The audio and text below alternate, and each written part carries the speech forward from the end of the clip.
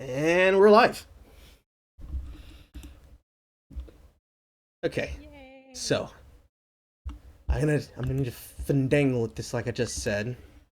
But I'm sorry guys. We're like a whole hour late, and it's not our fault. No, well, not at least mine and chat's fault.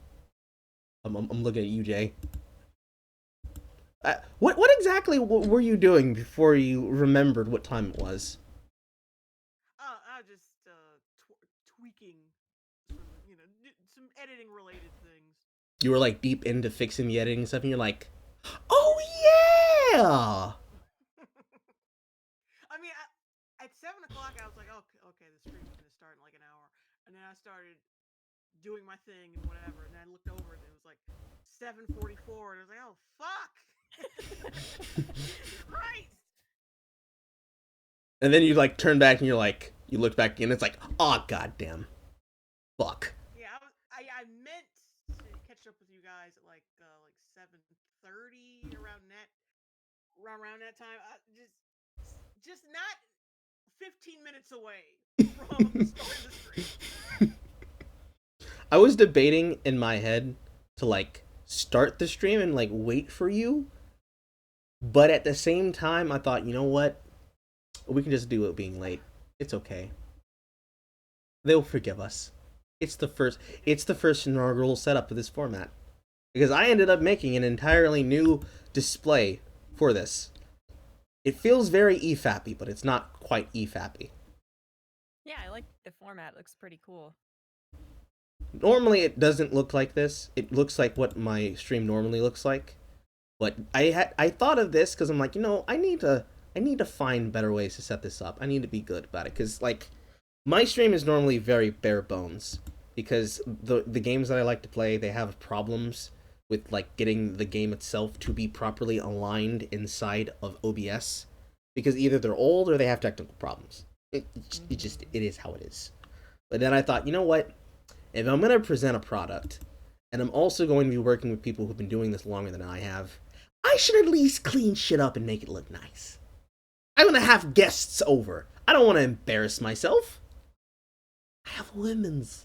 The women's are coming. They're gonna look at me like, look at this filthy person. How dare? How dare you? So I threw some things together, and then I sat there and I'm like, I wonder how many more things can I fix up? Because I started working on like a couple things. Like the first thing I ended up making was the things for my other channels, like that scrolling picture frame. Like that took me like maybe 10 minutes to go through all of my settings to figure out how I wanted to look. And then I thought, maybe I should work on the background because I don't want to have the same static background. And then I thought, oh well, I haven't set up the account for Streamlabs, so I should probably do that too. And then it's just started going from there. And then I realized after like I think it was Monday night or Tuesday night that I started thinking about it. I'm like, there's a lot of shit I need to fix here. Huh. Let me look at how other people do this. And I started looking at how other people had their stuff set up. And I'm like starting like emulated that kind of. Yeah. I ended up something that looks like EFAP, but it's not quite EFAP. I'm not sure if that'd be a slight or a sin towards Mahler because I love Mahler and how he does things. Everything he has looks nice and slight and unique, but I'm not quite. I don't like the way that it looks because I have a thing about gunmetal gray. So I'm like, I need some color. And I ended up with this. I'm not quite even sure what I'm gonna call this because I intend on making this a regular thing.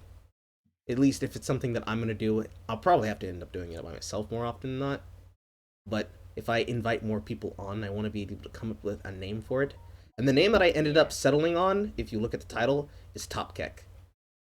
Because this place is going to be like the shit poster area. I guess you could say it'd be the shit poster version of EFAP. Where rather than going over like regular things in entertainment, because we'll do that eventually. Like I'll do that eventually if it's not on if it's by myself with other people, I'll do it. But I don't want it to just be a pure carbon copy. So I ended up with this. It's like, you know what? What best can I do other than cringe post on the internet? But cringe post while reviewing news that happens in the world. That's something no one's ever done. Make other people suffer? It'd be great. I suffer, you suffer, we all suffer. Ask questions, post polls about it on Twitter. It'll be grand. And it's eventually when I came to like, you know what? If I'm gonna do this for the first time, I want to at least do this with other people who, they gel with me.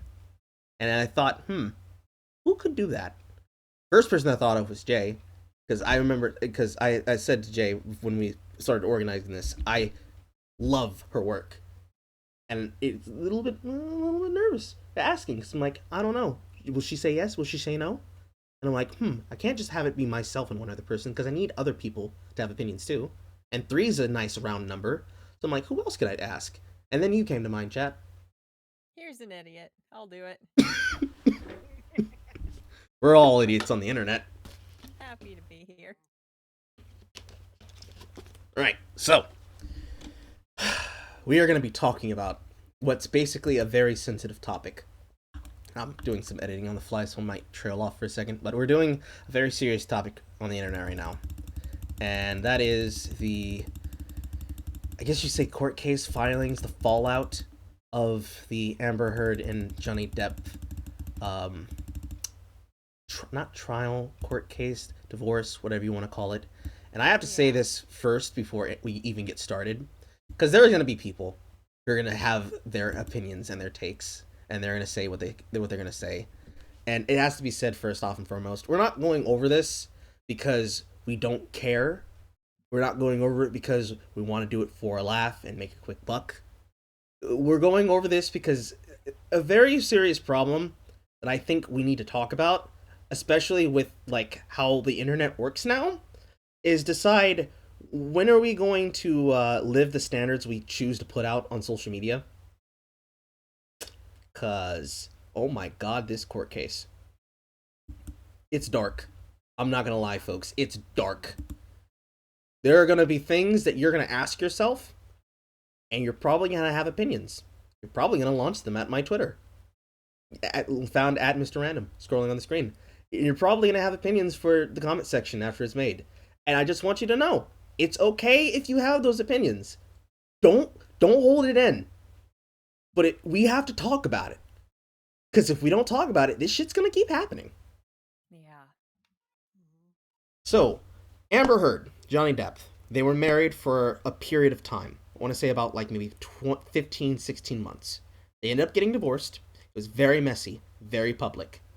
Very publicly, Johnny was labeled and shamed and canceled, all the words you can choose, because he was supposedly an abuser.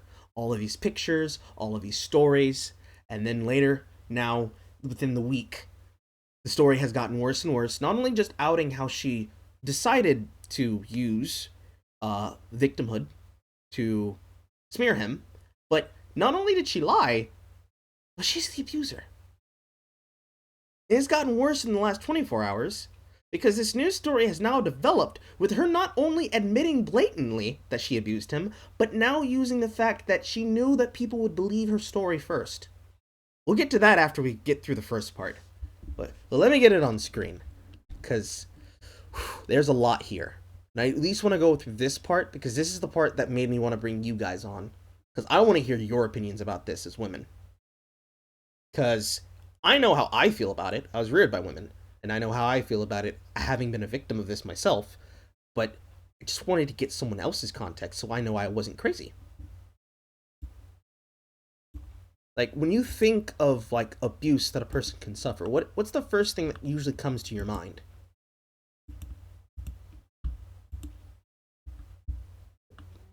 Did you even put it into words?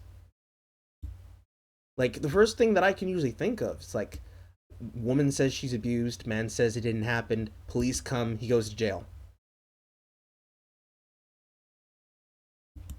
Yeah, I mean, yeah, that's usually how it goes down.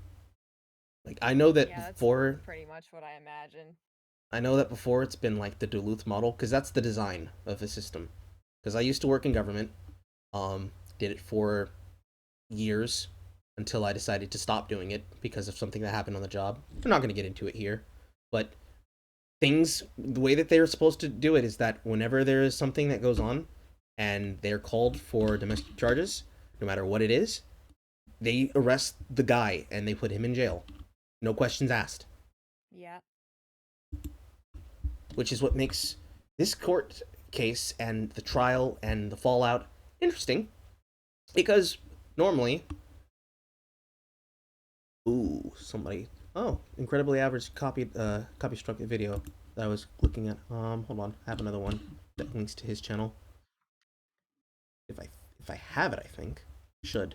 Here we go. Get it. That's one.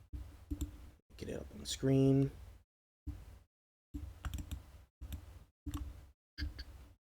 Not that one.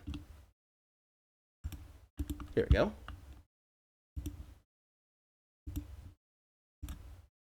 And rewind this back to the start.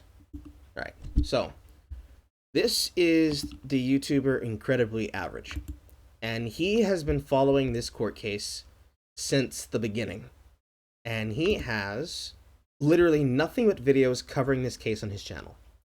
He has 9 of them. And he recently put out one today.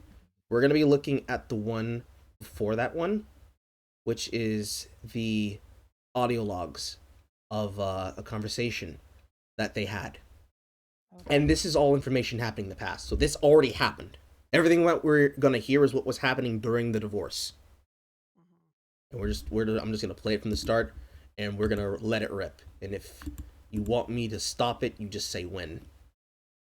I wanted to do this in the watch party, but I feel like stopping and starting would be best. So, here we go.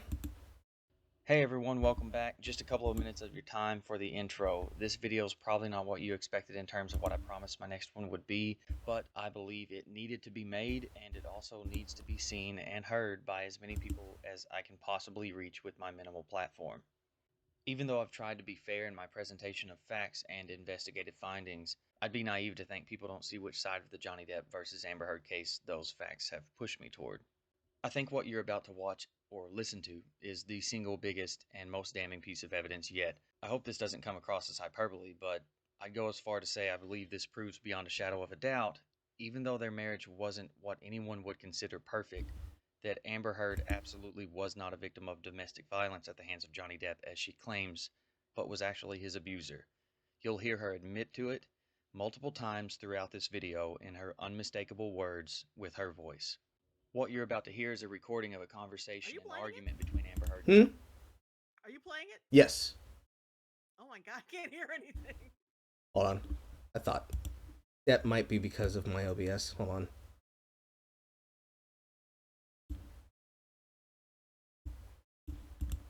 Johnny Depp. It's my understanding. Could you hear that? No. Damn. Hold on. Standing based on the audio that recording their How about now? No. Yeah, I think I heard like a tiny bit of something, but gosh darn it. Hold on, let me get a watch party link up because I should have done this before.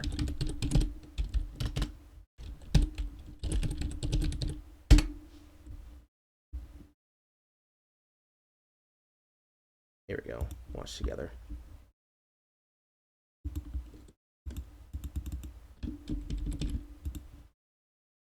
Do this smart as best as I can.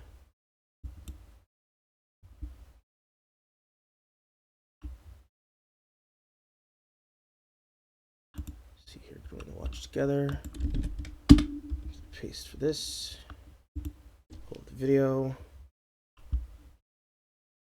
And temporary room. How do I invite people to this room? Here we go. Alright, here we go. Let's take this link to the watch together. Alright. And I am... Alright, too many windows. And I am at 103.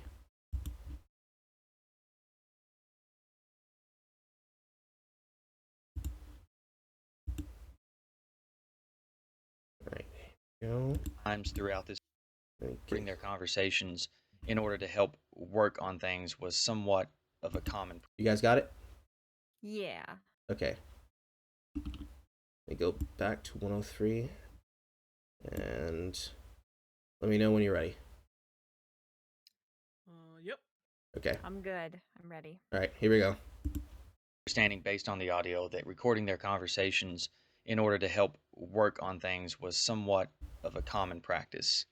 This is a long piece of audio. As such, it will undoubtedly be my longest video to date. I'll occasionally stop it to add context or commentary when I feel it necessary, and have added subtitles, speech boxes when they speak over one another or during what I believe to be very important moments.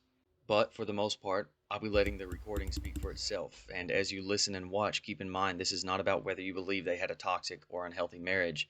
Honestly, I think the candid or rather frank nature of their conversation helps to clear up any remaining gray areas. This is about if Amber Heard lied when she claimed she lived in constant fear of Johnny Depp and suffered emotional, verbal, and physical abuse their entire relationship anytime she questioned his authority or disagreed with him, or sometimes for no reason at all. Listen and focus as she transforms from hostile, angered yelling to maniacal mocking of her victim to what I believe is a classic abuser tactic, gaslighting, controlling, and manipulating him with guilt. Unlike my other videos, I won't be adding audible bleeps for cuss words. I want you to hear everything exactly the way it is, so this is your warning. Also, I feel the need to warn anyone who may have triggers from hearing content of this nature. I know a lot of people who watch my videos are abuse victims themselves, and to you I say I'm terribly sorry if this ignites a bad memory. I'll try to remember to put timestamps to key points if anyone needs to find something quickly. However, I do encourage you to find the time to listen to this from beginning to end. So here we go.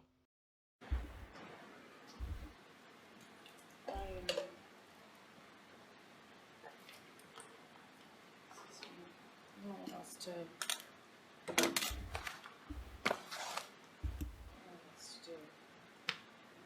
I can't hear you, baby. I'm sorry. I don't know what else to do.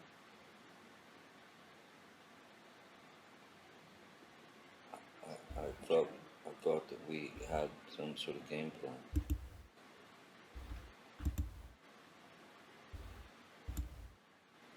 I told you what I needed. You said we should make a list, but yet you don't.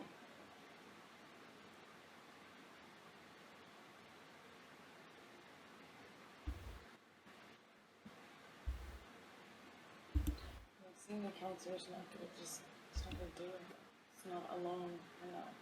We gotta change how we do things, and I want to trust you, and I feel like all the trust is gone. All the fucking trust is gone in the relationship because you keep splitting. I'm not gonna be in a physical fucking altercation Don't. with you. Then don't. You fucking hit me last night. You fucking. What about all the other times you split? Come on, you cannot act like that. It's about that. It's Well, not. we're on a plane. I can't split. No, and you hit back. So don't act like you don't fucking I participate. pushed you. I'm not going to get into the details of that fight. You and I both know that you split when there is no physical violence involved. And that you do it like at the very beginning of fights these days. And if you split and you go into a different room and you don't actually leave that house, it does nothing but perpetuate the fight. A couple of things to address already. I have a couple of things I'd like to address. What the fuck? Yeah. Oh my god. Did I hear that correctly? It's like with her, it's just totally normal. She just like she sees hitting him as nothing but like turning his back on her, or like getting away from the altercation seems to be like a worse offense than her hitting him. Like Yeah. which tells me it's like it sounds like to me like she grew up with this shit, and it's so fucking normal that she thinks she can just do it to anybody she's in a relationship with. Yeah, it's insane. She talks about it as casually as like, "Oh, babe, it offends me when you go sleep on the couch when I'm farting a lot at night." What? What? Jay, do you remember that movie that Joseph Gordon-Levitt made called Don Juan? saw that. I didn't like it. She's that female character. She's Scarlett Johansson's character. Dead ass. She is, yeah. Oh my lord. If you split from the violence, you're perpetuating the fight. And just like the idea that she thinks that's a valid reason to distrust someone. Not that he's like leaving in the middle of the night, not saying where he's going.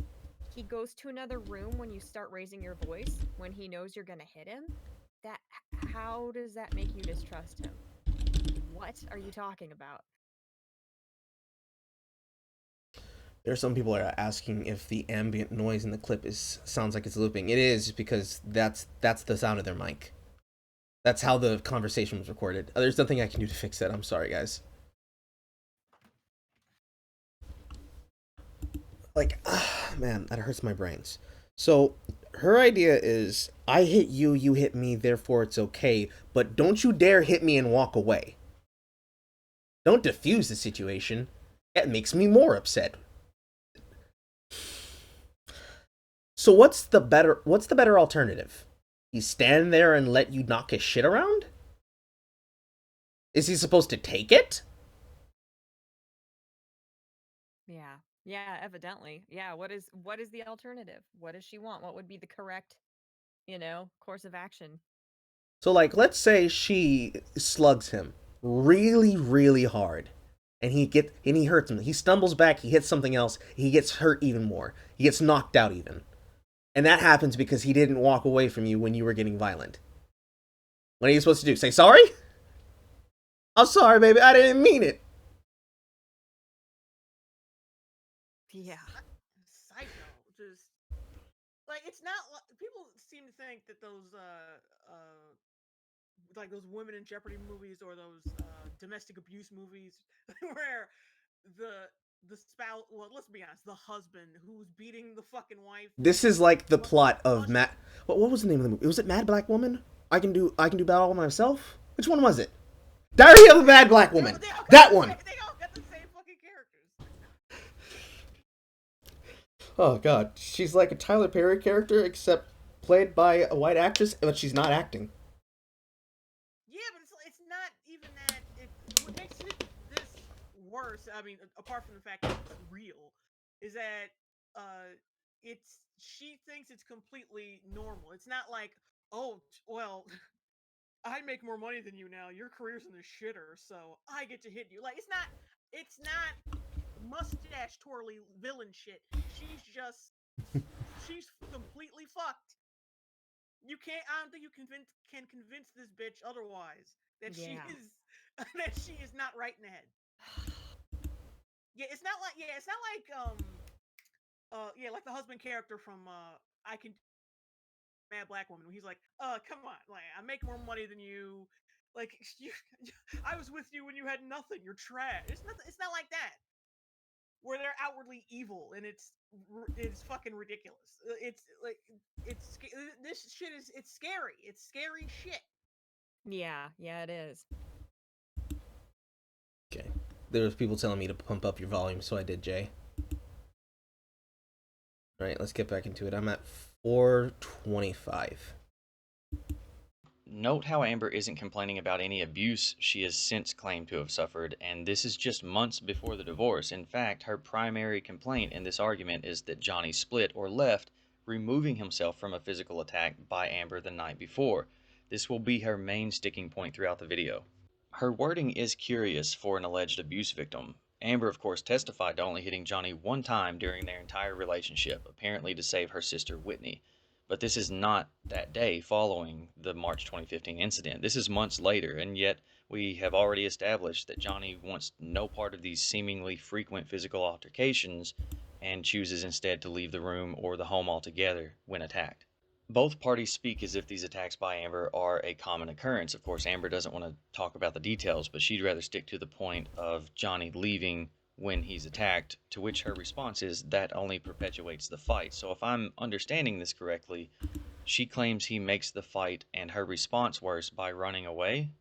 You know, the whole "you're making me do this" reasoning. You may have also noticed that Amber used the words "you hit back," which translates to "I hit you first," and also "so don't act like you don't participate," which is odd phrasing to me. He corrects her by saying he pushed her on the plane during one of her attacks, something he has owned up to doing on another occasion when she was punching him in order to get away from her and get her off of him to get to the door and leave. Yeah, because what is he supposed to do? Are they supposed to run through that shit like it's a gauntlet? Like, bitch, hands off me! Of course! Yeah. Yeah, I can't stand this belief that if the dude fights back, then suddenly it's like, oh, they're both abusive then. No, no, no, no, no, no. You come at me with some fucking shit with a weapon or like trying to punch me out, you're gonna get punched the fuck out. It doesn't even have to be relationships. Like, how many times have we, like, right now, we can look it up right now on YouTube. How many fights? Girls beating the shit out of a guy. He is asking her, please stop, get away from me, please stop. Or something to that effect.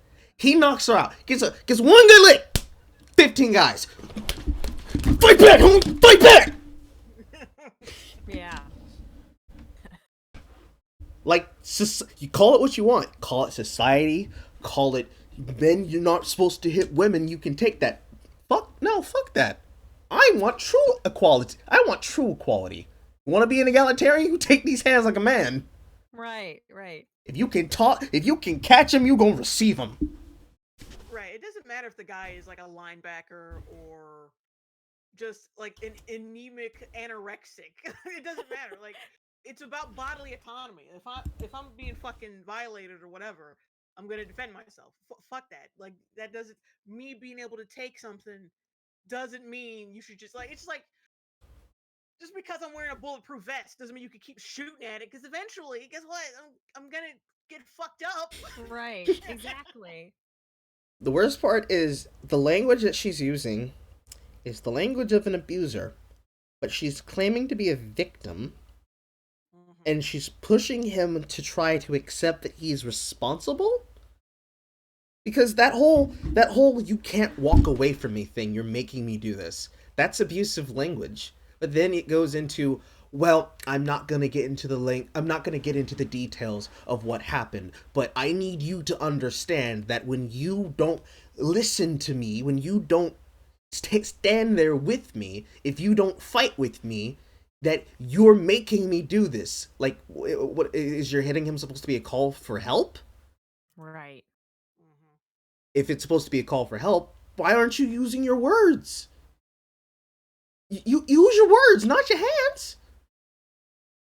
Because if you use your words, he can understand. If all you do is hit him and expect him to just stand there and take it, like this is some weird 2010 remake of The Notebook, what do you expect to happen? How is he supposed to understand you? It's worse if you do that. Because all I'm going to understand is, oh, she really wants to fight right now. She really trying to kill me. Let me go away right now. Why are you walking away from me? Where you going? Why would you fight for our love?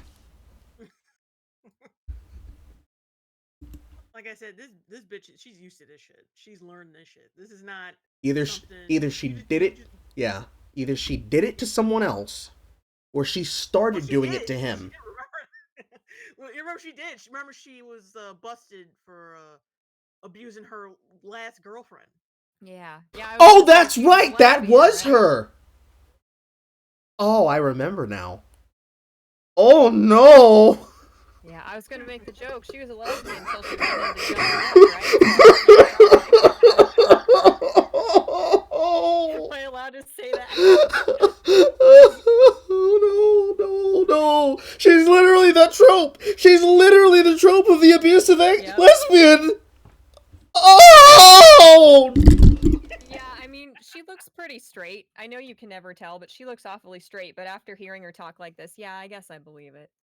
Oh god, now I'm just imagining her with like a black buzz cut and like the most stereotypical grunge plaid. It makes it worse. Oh my lord. No, Johnny. Not you. No. You know, it could be more fucked up though. That maybe, like, she would date chicks because they were easier to beat on. That's worse, Jay. Yeah, that's it's just a theory. This bitch is so cold-blooded. I wouldn't be surprised. Like, oh, Yeah. chicks are softer to punch. It's just a theory. A gay theory. Oh God, Matthew Patrick, don't sue me. Just say a gay theory. That's a fucking terrible pun. You're welcome for that. Mm-hmm. Well, that is what I said, so I'm scared. Yeah. Cause like I know how some YouTubers get, and God, man, this man has had no sleep. Have you seen pictures of Matthew Patrick? After he had his baby, he went like he's transforming into like nostalgia critic. Like the hair, like the beard. His beard is immaculate. But like I don't want to. No, not on the other end. I don't want to be on the other end of that. All right. 5:53. But I'm sure the act of moving her or shoving her away to escape counts as abuse in her book, no matter what she was doing to prompt it. Now back to the tape. Really, when you split on me, how do you feel when I leave you? When I split, when I go into the other room, you said. And getting me a room, getting another room in a hotel is just the same thing. When did I get another room at a hotel? You text Steven or Nathan in Toronto to get you another room. It's chronic. It happens all the time. And if you do it to go into another room, you do it and you get dressed. You were fucking screaming at me. I'm not going to validate my actions last night. I feel very Oh, bad. you.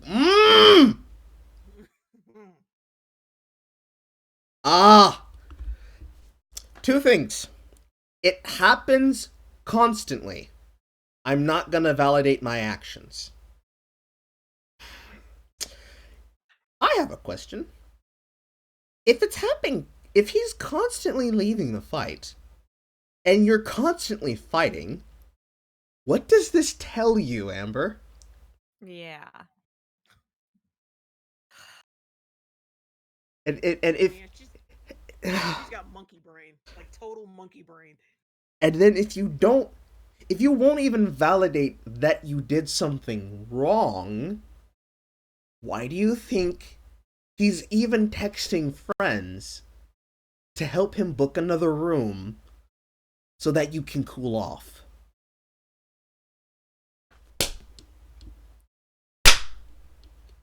You hear that, sir? That's your one brain cell clapping.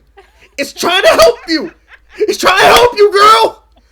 Come on, make that connection. Oh. And she never denies it. She doesn't deny that it happens constantly. That's the worst part. It's like, yeah, we constantly fight. I am constantly kicking your shit and I am fucking Tybo on your ass. But like, why are you walking away from me though? Like, why are you leaving me? Why are you going? No. Yeah. Stay with me and watch Gilmore Girls. Yeah, she's not stupid though. She's not stupid. Otherwise, she wouldn't be trying to get his money. She's not stupid. She's just like insane. She's fucking insane. Yeah. Oh, it gets worse because there's details on that actually. There are very intimate details about it. They have court records on this. We gotta get through this first before we get there because this is the clincher. Because this is like when she says it, and then when you go back through it, because we can go back through it if you want. When we go back through it, oh god, it gets worse. And I haven't seen much of it. All I know is that the information exists. So you're getting my raw reaction here, and I don't like what I'm hearing. Yeah.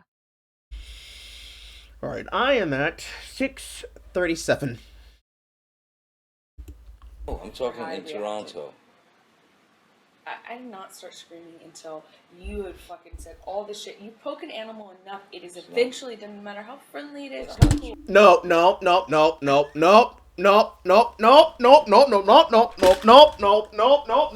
Hell no. Fuck no. No. I refuse. No. You cannot. If you poke and by your logic, By this logic, Amber, Johnny should have kicked your shit in twice. Yeah.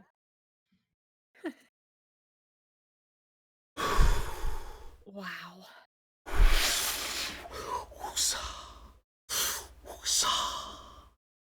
Oh my god. So she mentions him getting another room in Toronto because she was screaming at him, and even gets it mixed up with the previous night's incident when she was also screaming at him and punched him, again referring to herself as an animal that was being poked, and that's why she does it, attempting to validate her actions. So I have not done this to you. I have not said these things to you. I have not started the fight by saying I'm going to get another room. And I'm not going to sit here and fight about fucking Toronto anymore. Guess what? I let it go. I'm not fucking talking about Toronto. Send me the tapes. I can whisper it. I can write it. No, you can't. No, you can't. Because you clearly haven't tried. Because if you had tried to write it, or whisper it, or beat it, you would have. Apparently Johnny has the ability to. He can leave the entire room. He can even remove himself and call friends. So, were you lying then when you said that when he leaves it perpetuates the fight? Or are you lying now when you say that you can do anything other than be violent? Because clearly that's not true, because you wouldn't then be getting upset at him if he was choosing to find another way to communicate with you.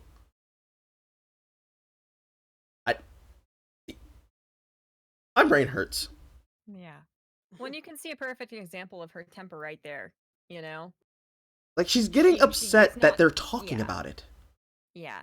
The mere idea of discussing the marital issues is enough to make her mad. Mm-hmm.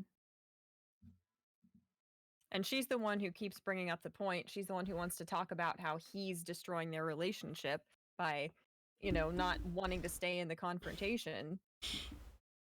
But then when he brings up completely relevant examples that point out his side, she starts screaming at him. I'm not talking about that. It's like, It's just amazing. it's like, honey, we need to talk. Okay, can we talk about how you shot me? I'm not gonna discuss how I put this bullet in your chest. I need to discuss how you made me feel when I gripped this gun and you decided to leave the room. But you shot me! I said I'm not gonna... What the fuck? What the fuck? You can't... Even just not even in the context of relationships. In life, you can't solve problems unless you're willing to admit that you might be wrong. Any confrontation, anytime, ever. You have to be willing to say, okay, you have your truth, I have my truth. Let's combine it together and get the truth. And let's go from there. You don't even want to hear him. You don't even want him to speak. You want him to go, yes, dear. I'm sorry, dear. Whatever you want, dear. Can I rub your feet, dear? You want some tea, dear? Would you like some meat, dear? Would you want me to watch as Tay Dig plows you, dear? Like, what is he supposed to do?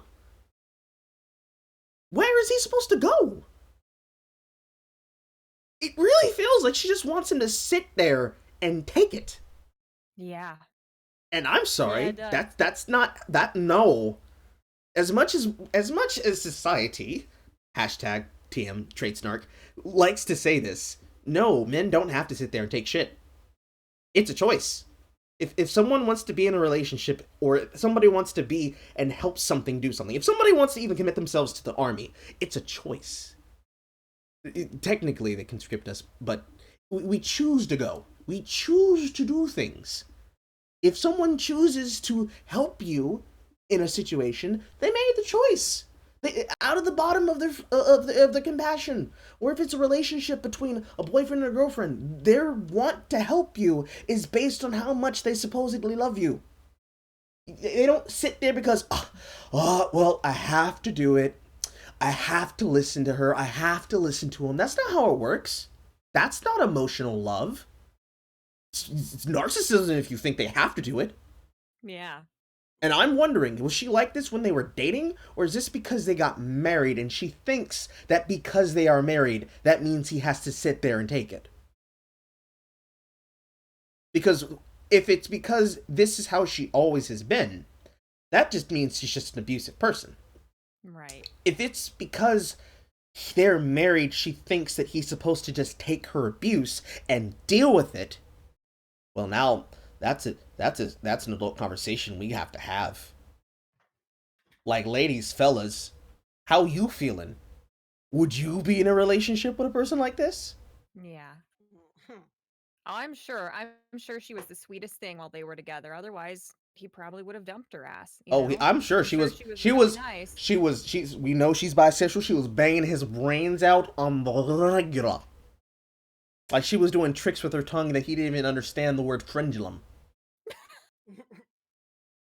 Yeah, I'm sure she was the sweetest thing until legally half of his money was hers.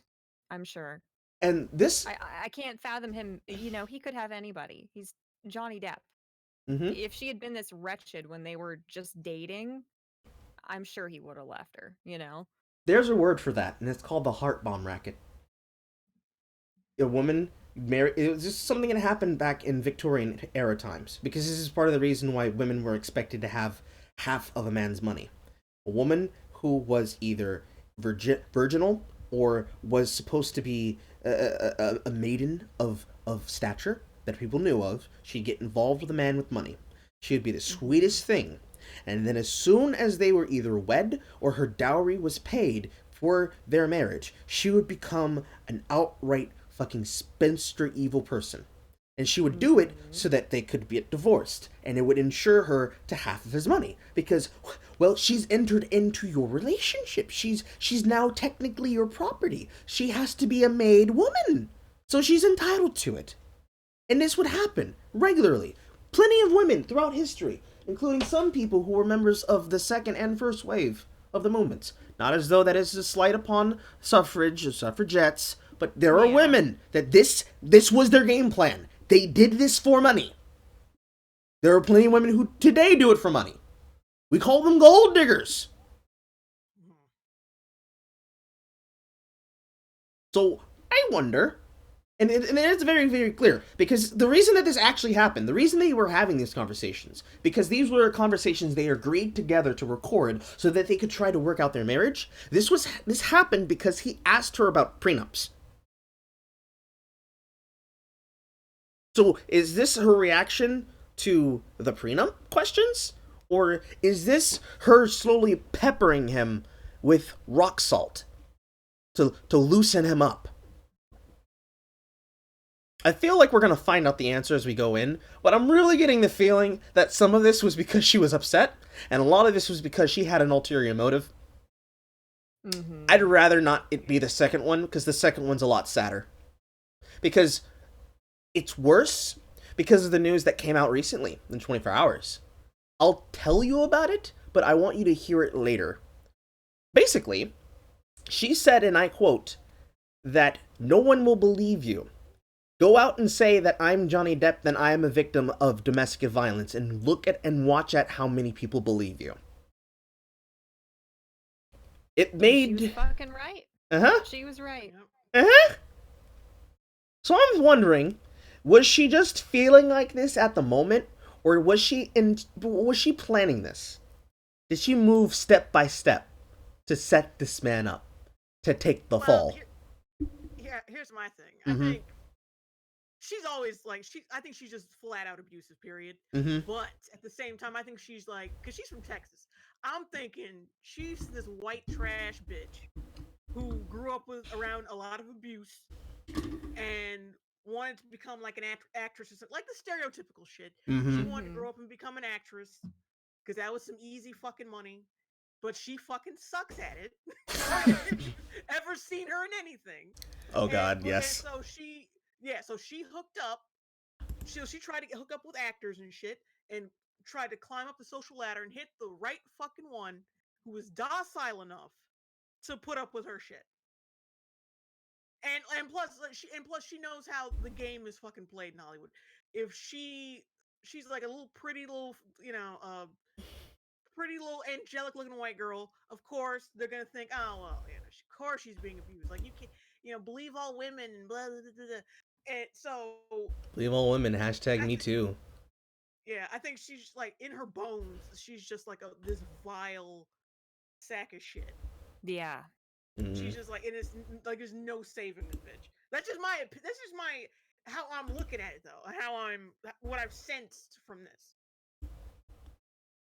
Because she's not a good actress. The only reason why she's in fucking Aquaman is probably because people felt sorry for her, Yeah. and because she's like, yeah, she's a piece of ass, and that's about it. It's an interesting theory. Because me myself, being a voice actor, I understand how the business goes. But goddamn, Hollyweird is weird. It's really, really fucking weird. Things that happen in those underhand boardroom deals. Yeah. I'm sorry, I cut you off. Don't you notice how? Oh no, that's all right. But like, don't you notice how when certain chicks, you gotta notice this. Like, when certain actresses get to a certain age, and like their sexual sexual virility. Yeah, virility is gone. Then that's when they start coming in with the accusation when right when their career has slowed down, and then they want to start talking that shit. But that or they become political activists. Way after they should have. Like before, when it was benefiting them, it was fine. But now, like, yeah, your virility's gone. Your eggs are dried up. No one gives a shit about you as an actress. Now you all of a sudden you're coming out with the accusations and all this and this and that. And like you notice as soon as these accusations come out, suddenly they got another a project out or like a book or some shit, because that's the only way some of these soiled doves can fucking make money in Hollywood. And then it's worse because I think this is going to be the moment, because this is the really sad thing too. This is going to be the moment where a lot of people that are extreme on both sides of this discussion, they're going to just sit here and say, oh my god, look at what she's done. She's given them she's become the fucking scratcher in the rye. She's the canary in the coal mine. And then on the other side, it's going to be, we knew it! I knew it! I knew it! There it is! We found it, boys! It's real! It's real! It's really real! Oh my god! They were hiding it all along in plain sight! Then you're gonna have the boy thoughts coming out, faking domestic abuse. She beat me! You stuck a broom up my ass!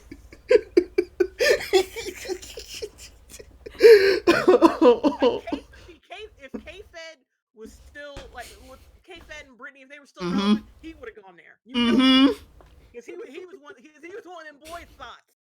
Because didn't she have to pay him alimony? Yes! Yes! Oh, yeah. Financial support and everything. Right, yeah. He's one of them.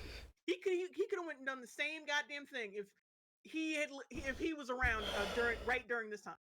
If their relationship was if they were still together and they were still relevant. There's other cases of this shit happening too. Like when it happened to Justin Timberlake and that one girl who was supposed to be his co-star in some project. There's footage of them at the club. Her hand is on his thigh. She's with him, he with her. They clanging and session. And he has to come out before and say, I'm sorry. I have cheated on my wife. I have to apologize. And it's like, no, you don't need to apologize to us. Like, literally at the same time this was happening, you got Will Smith and his wife, Jada Pinkett. I can't remember what program they were on, but it was something that was her mother, and her daughter. And they were having a conversation about it, about this infidelity that happened with like his first wife or first girlfriend that he had met when he was still doing Fresh Prince. And something, I can't remember the details exactly, but something had happened. And it was this big thing that everybody made a stink about on social media, because it was like, ooh, girl, Will Smith got in her ass. And I'm like, I don't remember exactly what, but I knew it had to do something with the relationship. It was like, I didn't even know that happened. I didn't know that person existed, because that's how it's supposed to be. I'm not supposed to hear about your marital problems. That's you.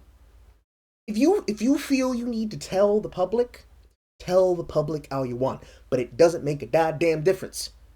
Yeah. 'Cause Well, and it's disturbing that the public feels like they are a And- part of your relationship. They're entitled to that information. Like, it's not relevant to you if an actor you like or don't like, whatever, is having marital problems, did something bad in their marriage. You're not entitled to that information. It just shows you how screwed up people are as far as how entitled they feel to, whatever celebrities. it's a weird Personal sense life. of like social pair bonding. Because Yeah. like the first thing that comes to mind is Raylo. Raylo fans are Yeah. fucking insane. Yeah. Because yeah, it's not just like, it's not like Tumblr levels of like being horny for the Onceler. No, it goes beyond that. They're like going to his stage play. They are assaulting him sexually by forcing themselves on him by kissing him after his stage play, and then they go on to Twitter and say, we want his wife either hurt or we want her to be removed. They need to get him and Daisy Ridley together because they belong to each other. Oh God. Oh, Fucking Christ. Did you hear about that thing? I forgot. It's at this fucking theme park, and they have their own Well, the Galaxy's Edge? Yeah, I think it's something like that. And they have their own like little Kylo's little helper. Oh yeah, person. I saw him. Like you stand in a room, and then he comes in and he threatens you, and he does his little Kylo shit. And it's like these women have been going in there, right? Mm-hmm. Oh my God. Yeah, oh yeah. I don't even have to say shit. You know how it's gonna go. Oh boy. He goes in there, he backs him up against the wall, and they're like physically, sexually aroused by it. My womanhood quivers in your hands. I am like putty for you. Like totally getting off on the intimidation. And like, look, I get it. Okay, I get it. Yeah. There's a lot of women into that. And that's fine. But don't fucking put that out in public where kids are at. You sick bitch. Jesus Christ. Yeah. Yeah, Oh. be like all the other Twitter moms and just go into a screening of 50 Shades Freed and just go in with a cucumber and have at it. Like a normal person.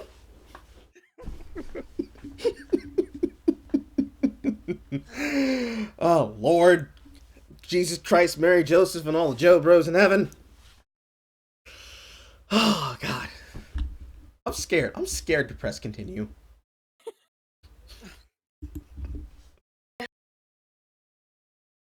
Oh, shit. I think it's desynced. It should be at 7:26.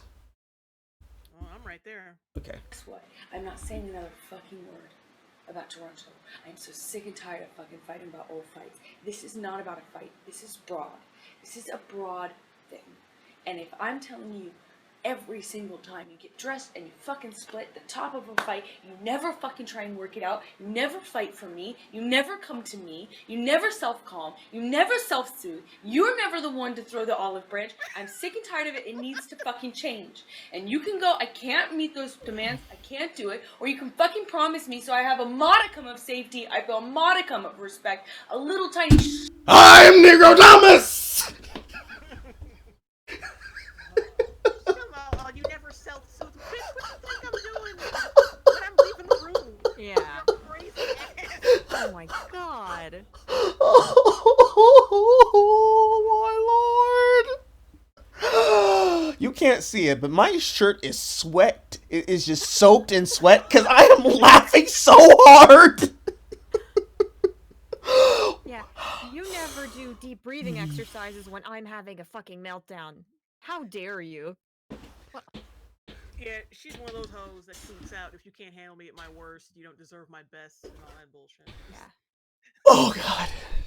Oh my God. Yeah. You never fight for me. Life is not a shitty R&B song from the mid 90s. Who are you insane? Is she real? I don't like having to face the fact that this is a real human being. I don't enjoy this. Boy, I can't. There are so many words that I'm not allowed to say because I know that it'll get the Twitch cast immediately taken down. Where to begin? All right. Okay. So he never fights for you. Well, let's see here. You're knocking his shit around. right? Right. So he sits there, right? And you're punching him in the face, you're poking him, you're prodding him, you're sticking your fucking stick-ass acrylic nails in his face, you're pointing at him, you're screaming, you're huffing, you're smearing your mascara, your lipstick's getting smudged at the edges, you are scowling at him like you hate his very soul and essence and being, and he's just sitting there. He's just Johnny Depp, just depping it up, trying to get to the depths of his soul so he can find some peace. Oh my god. Because if he goes so deep into his soul, and he just thinks to his brain, just let it go, Johnny. Just 5 more minutes of this, Johnny. She's gonna tire herself up. Just let it go, Johnny. You're just fucking hitting him with a Tekken 3 combo, just and he's counting how many times you hit him before you get to the end of this combo, before you hit him with the 3-piece connection linker. Because I play fighting games, I'm smart. You hit him with all this shit, and you just expect him to take the abuse, and that's supposed to be him committing his love to you. Taking your abuse is supposed to be love. I'm pretty sure you got that from a hentai. I'm pretty sure you did, and I think it was Bible Black. And then you say, no, I'm not going to talk about our fights. I don't want to talk about other fights. The problem is broad. Okay, how broad is it, broad? How big is this paintbrush you are painting with? Because this is a very pretty picture, but I'm sorry, I don't see the substance. It's very postmodernist to me. Is it broad when you beat the shit out of him and he leaves the room and you think, oh, you don't really care? If you loved me, you would let me stab you in the eye with a stiletto. And not the 1-inch, not the 6-inch, no, the 9-inch, with the really long nails that's dressed like a penis. Is it broad because he's calling his friends? Are you imagining what he's saying to his friends? Guys, come on, you gotta get me the fuck out of here. She's hitting me with the stilettos again. Like, come on, Johnny, it's okay. I'm doing Keanu. Johnny, it's okay. Just you know what's happening. Just try to go with it, man. You'll be fine. I don't know, man. It's getting really bad. I gotta go do something. I gotta do something. I need to go somewhere. Can you just book me another room? All right, man. Listen, I'll help you out. What Keanu should have said was, we need guns.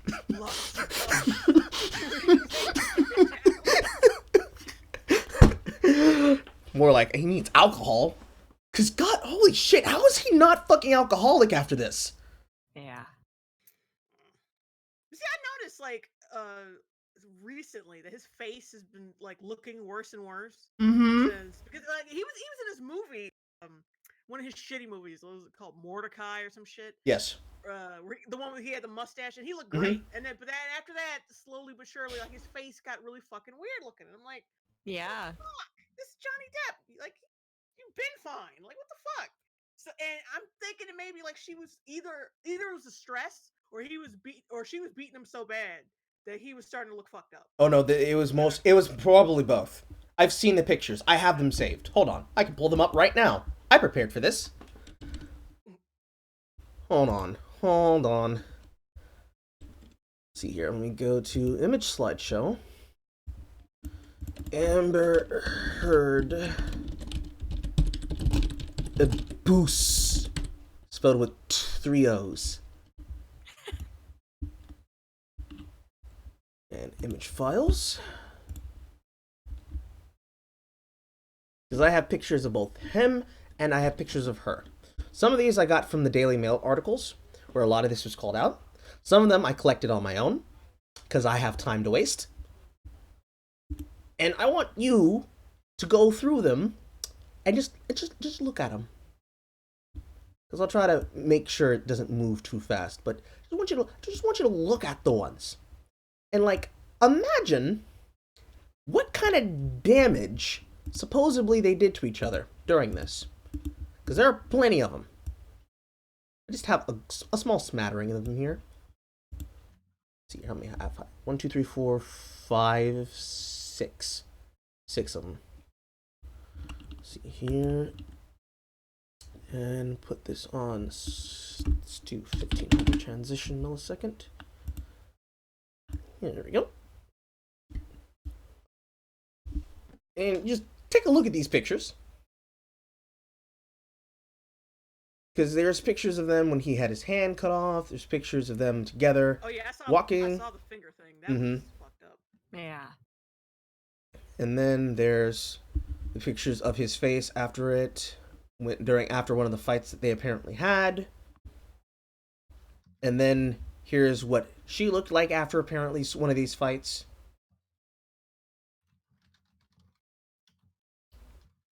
And then there's another cut frame where of a story that happened in a bathroom. I think this is in this video too. We'll get to that eventually. Yeah. And then this is a better close-up, and then it just loops back together around. There's plenty of pictures that we could probably look up on the internet, but the first thing I know about abuse is if Johnny actually hurt you, you would have more than just an abrasion. I know that for sure. 100%. Because if he was hitting her, he would have injuries consistent with defensive wounds. It wouldn't just be the bruises that she has. She would have abrasions on her face from either being pushed into walls, being pushed into objects, being forcibly pushed around, or just manhandled in general. Because his wounds are consistent with someone who's basically being beaten. Like, there's a lot of them there. And you can find them on the internet. You can probably look them up right now. But there are plenty of pictures of both of them supposedly in abuse. And then, let me see if I can actually find it. There is a picture of her getting out of an elevator. And that same picture that you saw of her in the bathroom, none of those markings, none of that is there at all. It's like she just came out with fresh face with almost no makeup on. And you can't see anything. Mm-hmm. I don't understand. Because if he's been abusing her in the way that supposedly he's been abusing her, because it's in the case files, she goes on and on in her deposition about how he was monstrous. If this is true, where that no? Yeah. Yeah, why is your photographic evidence of how horrible he was, why does it look like you put a little bit of purple eyeshadow on and it fell on your nose instead of going on your eyeball? Yeah, apparently she's friends with a Hollywood makeup artist. So. Yeah. That's the other thing too, because a lot of the pictures that went into this case, there's scrawled messages written in makeup, specifically lipstick, like on the wood, the splintered parts of the bed frame, which I can believe. I can believe that there's some damage to some furniture in the house. But there's messages. Let me see if I can actually go find them right now. There's messages that he apparently wrote to her of him accusing her of cheating on him with Billy Bob Thornton and writing messages of it on the bathroom windows or on the mirrors, and then messages scrawled on other parts of the furniture. And I've never even heard in my personal life of men doing that. So when did it happen? And if he was doing it, why don't you have proof of it on your phone? Because if I saw some shit like that, I'd record that. See here. Yeah. Amber Heard. Stick mirror.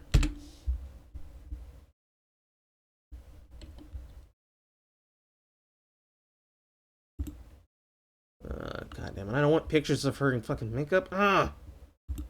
Amber Heard, Johnny Depp.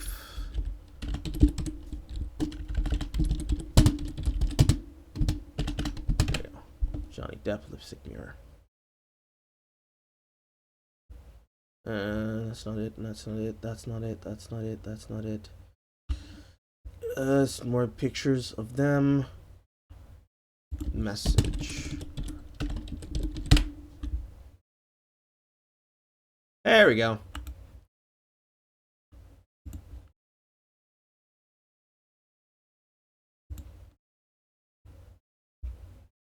Right there. Messages like that. written in the mirror in her makeup. I can't even read the message that says, but it very clearly says something, and then you can see Billy Bob on the mirror. Yeah. And there's supposed to be another one, but I don't see that one. Oh, here we go. She's something, loves something something. These messages are over fucking lapped way too much for this to be legible. Mm-hmm. And then, written in red, call Carly something, she said something better, babe, smiley face. So, if I assume that the black is Johnny, since this is clearly written mentioning Billy Bob, if I assume this is Johnny, then this is Amber. No surprise there. She got spiders in her fucking brain. So supposedly, allegedly, if he was writing this in supposed blood, why is it very clear that I can tell that this is Hot Car Red number 2? Because that's not blood. That does not look like blood. That is No. That is lipstick. And that is a very bright red of lipstick. Mm-hmm. So that's number 1. Number 2, if he's writing you messages on your mirror, why are you responding to them in the most petty way possible?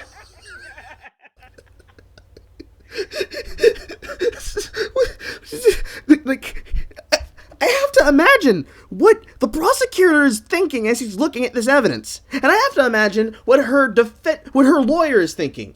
Like, what? Amber Heard, can you explain to me what we see here in Figure 1? Yes, and who was writing the second message in red? Yes, I see. Why? I have to imagine somebody asked her why. Like, why would you defame a piece of your supposed perfect evidence, open shut case, everybody, with smug messages to the defendant in your divorce case? Why would you take away your ace in the hole by showing how crazed he is? Yeah. In fact, if he's doing this while he's having fights with you, why didn't you record it? Why didn't you show him putting it on the mirror? Because I have a working rule on my channel. I show people things so that they know it's real. I don't just want to say, I saw this one time. No, I'm gonna find it. So if you, smart Amber Heard, very, very good at her job, if you are smart with keeping receipts, because she has a lot of text messages she used as evidence. There's one right here in the Daily Mail articles that is showing on all these gossip websites. All of this information, all this evidence, but I'm very sure that this is what have gotten tossed out. Because all a normal person sees here is gibberish. Sure, there's some words here and there. It's plausible. If I assume he wrote them, I have to now ask the question, why did you write on them? Yeah. Mm-hmm. It doesn't make any cognizant sense. To a stand, it makes sense. Like, oh, guys, come on, clearly, she's just, she's having fun. She's mocking. She's living her best life. What else would a woman of that stature do other than mock a man who's weak? Anything else but. Strong people don't have to say they're strong. It's me, I say that to myself all the time. It's actually one of the things I say in one of my videos on the black pill of creativity, when I was going through a creative slump, doubting myself. Like, I think I compared it to the Jet shot scene in Final Fantasy X, where Jet's just overplaying on the audio saying, "You can't do it, kid, you can't do it." Normal people who are strong will normally go through periods and phases where they're weak, and they will usually come forward and admit said weakness. And there's a trend in our culture nowadays, hashtag culture traits in our culture, where people consider someone who shows weakness to be someone who's not strong, when in fact showing that weakness is in itself a strength, because you're willing to understand, you know what, maybe I do need help. Maybe I could ask someone for help. Maybe I can reach out and have someone give me some help. Maybe someone can talk to me. Something other than balling it up on the inside. So far, through this entire conversation, we hear Amber Heard not only refuse to discuss problems, but actively berating her partner for not discussing them the way she wants. Mm-hmm. She's always discussing parts she wants to exclude from the narrative, even. Mm-hmm. So if the point is that supposedly you're this person who believes all this shit because this is the part that really chafed my grape, like really nicely. Let me pull this one up. There is a picture of her where she is promoting. I think it was either for a video series for a company or on her on her social media, of her promoting "Raise your voice. We will not accept silence. Speak up." Okay! Tell me! You can raise your voice. You won't accept silence. You speak up a lot. In fact, you're beating the shit out of your partner. So why aren't you taking your own advice? How did things get violent? Very clearly, you started it. You even in your situation, you say, "Oh, you hit me back." Okay, so what I infer from that is clearly you hit him first, and you always hit him first. Because his first inclination is to leave until you're calm. So, if you're being petty, and you're berating him, and you can cognitively identify that he is willingly choosing to leave situations so that he does not interact with you when you are violent, but then you go out into the world and you say, "People, we will not be silent about domestic violence. We must use our voice. We have to speak up about our problems." There are two thoughts of cognitive dissonance going on here. Which one do you want from him?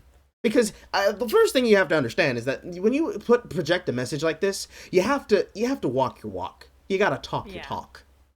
So if you're not doing this in your own relationship, how many other people out there in the world are you giving this information to who are now listening to what you've done and are ignoring it? Because, yes, Queen! Because I've been to Yas Queen Twitter. In fact, Mort and I were talking about shit that we saw happen on Yas Queen Twitter. Because it has a very big overlapping circle with Black Twitter.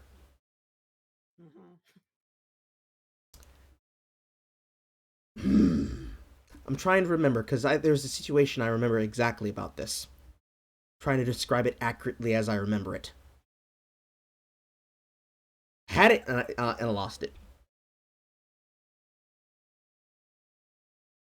No, wait, I remember.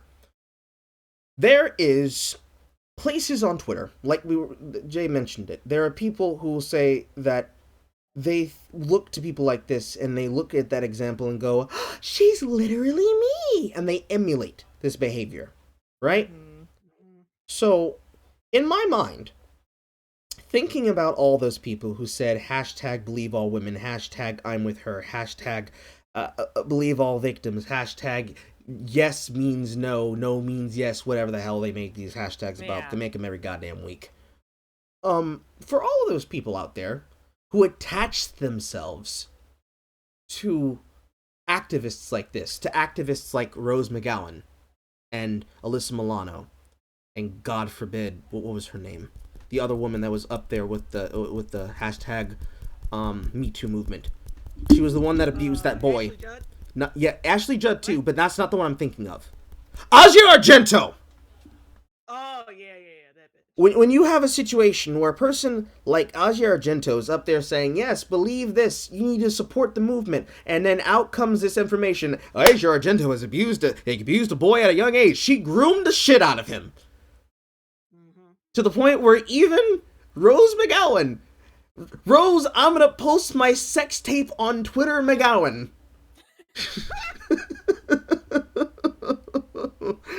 When even Rose McGowan's like, you know what? I got played. Y'all were right. I'm sorry. I'm gonna still pound this fucking. I'm still gonna pound this fucking movement, but I'm sorry. I was wrong. When even Rose McGowan has that moment, how many people do you think are just gonna sit there and say, "Nah, I don't believe it. I even if she was wrong, I'm still gonna do that shit." Yeah.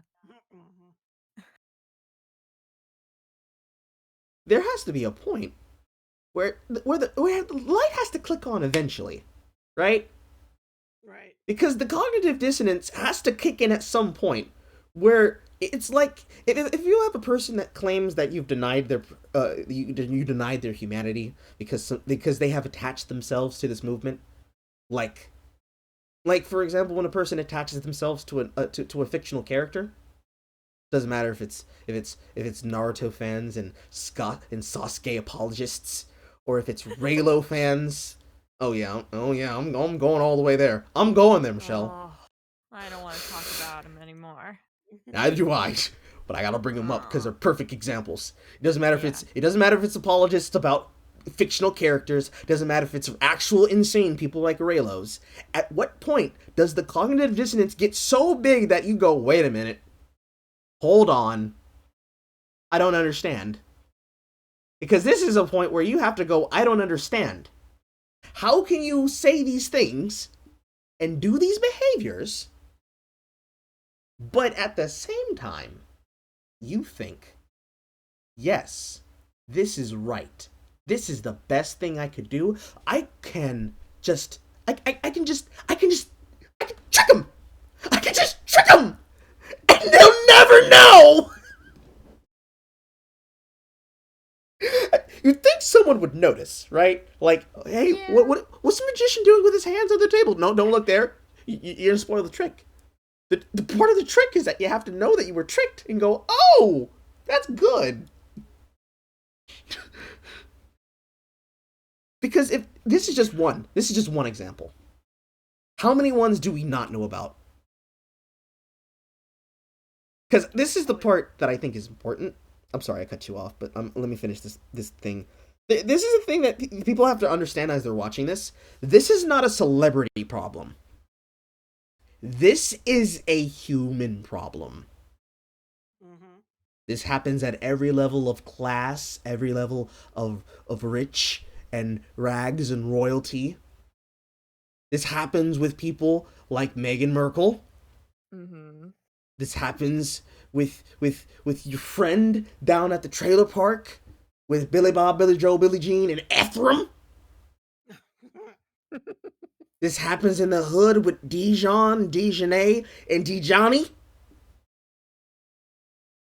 And this happens with even the most purebred, white as the driven snow Southern Belles.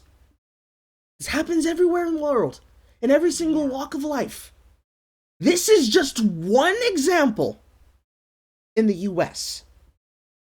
How many more exist everywhere else in the world? Yeah. How many people don't have the money Johnny Depp has to defend themselves, to get the right lawyers? And then even with the right lawyers, even knowing the truth, Mm-hmm. still get fucking canceled. Right. Yeah. No one listened. No one cared. Fuck him. He's an abuser. He has to be. Look at him. All smug. With that goddamn money. With that fucking mustache. Cancel him. Cancel him. It was his last one. And now, how many of those same people got egg on their face? But they refuse to say, you know what? You're right. I got caught up in it. Yeah. I can count them on my hand. Yeah, there's one very high profile one I would have been picking on Twitter. A certain Star Wars fan who looks like they're perpetually caught in the deadlights. I can Who is think. obsessed with defending Amber, saying, "Oh, yeah, he severed his own finger to frame her." The Last Jedi was great, by the way. Sorry, I need to be mature. Oh, I can think one. I can think of one right now. He's a person who likes to change his mind about a product when it no longer is making him money. When it's politically expedient and financially lucrative to do so. A man who sells his wife's nudes on Twitter. We're not even sure if it's his wife. They just might be boyfriend and girlfriend really deep and just actually thinks it's his waifu. A person who one could say lives in his parents' underground room. A basement, one could call it. One could call that parent his mother. Living in his mother's basement. Mother's basement. I get it. Oh God. Fuck me. I think when it comes to celebrities and abuse and shit, like I think what makes it more insidious is that they know it's happening. It's just either they're afraid their career is going to get fucked up. Like they more worry about how it's going to affect them than anything else. They're fucking cowards. There's none of them there's no I think there's only like a couple people who stood up for Johnny Depp. I think one of them was Doug Stanhope, Mm-hmm. who's one of his friends, that comedian, and oh shit, you know what? That's kind of the only person I can think of right now. Yeah. I want to say names, but I don't know their actual stance on it. Well, actually, no. Winona Ryder basically, she was asked about it a while back, and she basically low key called Amber Heard a fucking liar. She was like, "Look, that motherfucker didn't abuse me. He's not like that. That's not his nature. Da, da, da. Now I'm only speaking from my experience. Wink, wink." Yeah. But she basically said Amber Heard's a lying bitch. Like honestly. But that's what people should have been doing in the first fucking place. Looking at past relationships, like with Winona and that French chick, the one he had a daughter with, Mm-hmm. Yeah. and examine that shit. This is like if abusers just don't start abusing people. Like this, Like, it's always like a serial killer in puppies. They don't just start with humans. Right. They explored that shit. They manifested that. They had themselves a whole anime villain arc. It's just yeah. Yeah, so if you have Winona Ryder's telling you, basically telling you, he ain't like that, and if neither of his ex-wives or ex-girlfriends, whatever, have come out and said, "Oh yeah, this motherfucker, he's a piece of shit," then maybe you should fucking look at that and take that as a fucking sign. Yeah. That he ain't abusing anybody. Yeah. That he's not like that. But you got this bitch who's got a history of smacking her fucking ex-girlfriend upside the head, and no one examines that shit. People just flat out ignore it. People But Jay, we can only listen and believe one woman at a time. Too many of them, and we blow our brains up. You can't listen and believe two women saying two different things. It just goes all against it. It just goes all the way against it. Clearly, someone has to be lying. Yeah, plus they were dykes. They're basically guys anyway. They're just men with softer hair. Oh, God. I'm getting scared. Every single time I have to stop and start, it's like, do we want to go back in? But we have to go back in. Yeah, we do. Oh, there's something else too. 100% Hollywood does not give a shit. Because there's two sides of Hollywood. So I say this as a person who used to live in Hollywood. Because, I lived in California in the 90s. The good part of the 90s. That 100% sweet, homogenized Mighty Morphin Power Rangers 90s. The fucking pants, the pastels, all of it. I remember sitting up nights watching the news and then the next day going immediately to the publicity sites. They don't give a shit. The Hollywood executives, the Academy of Film Sciences, and a couple of the unions like SAG-AFTRA and BAFTA, they don't really give a shit. This shit goes above them because they care about the pedigree.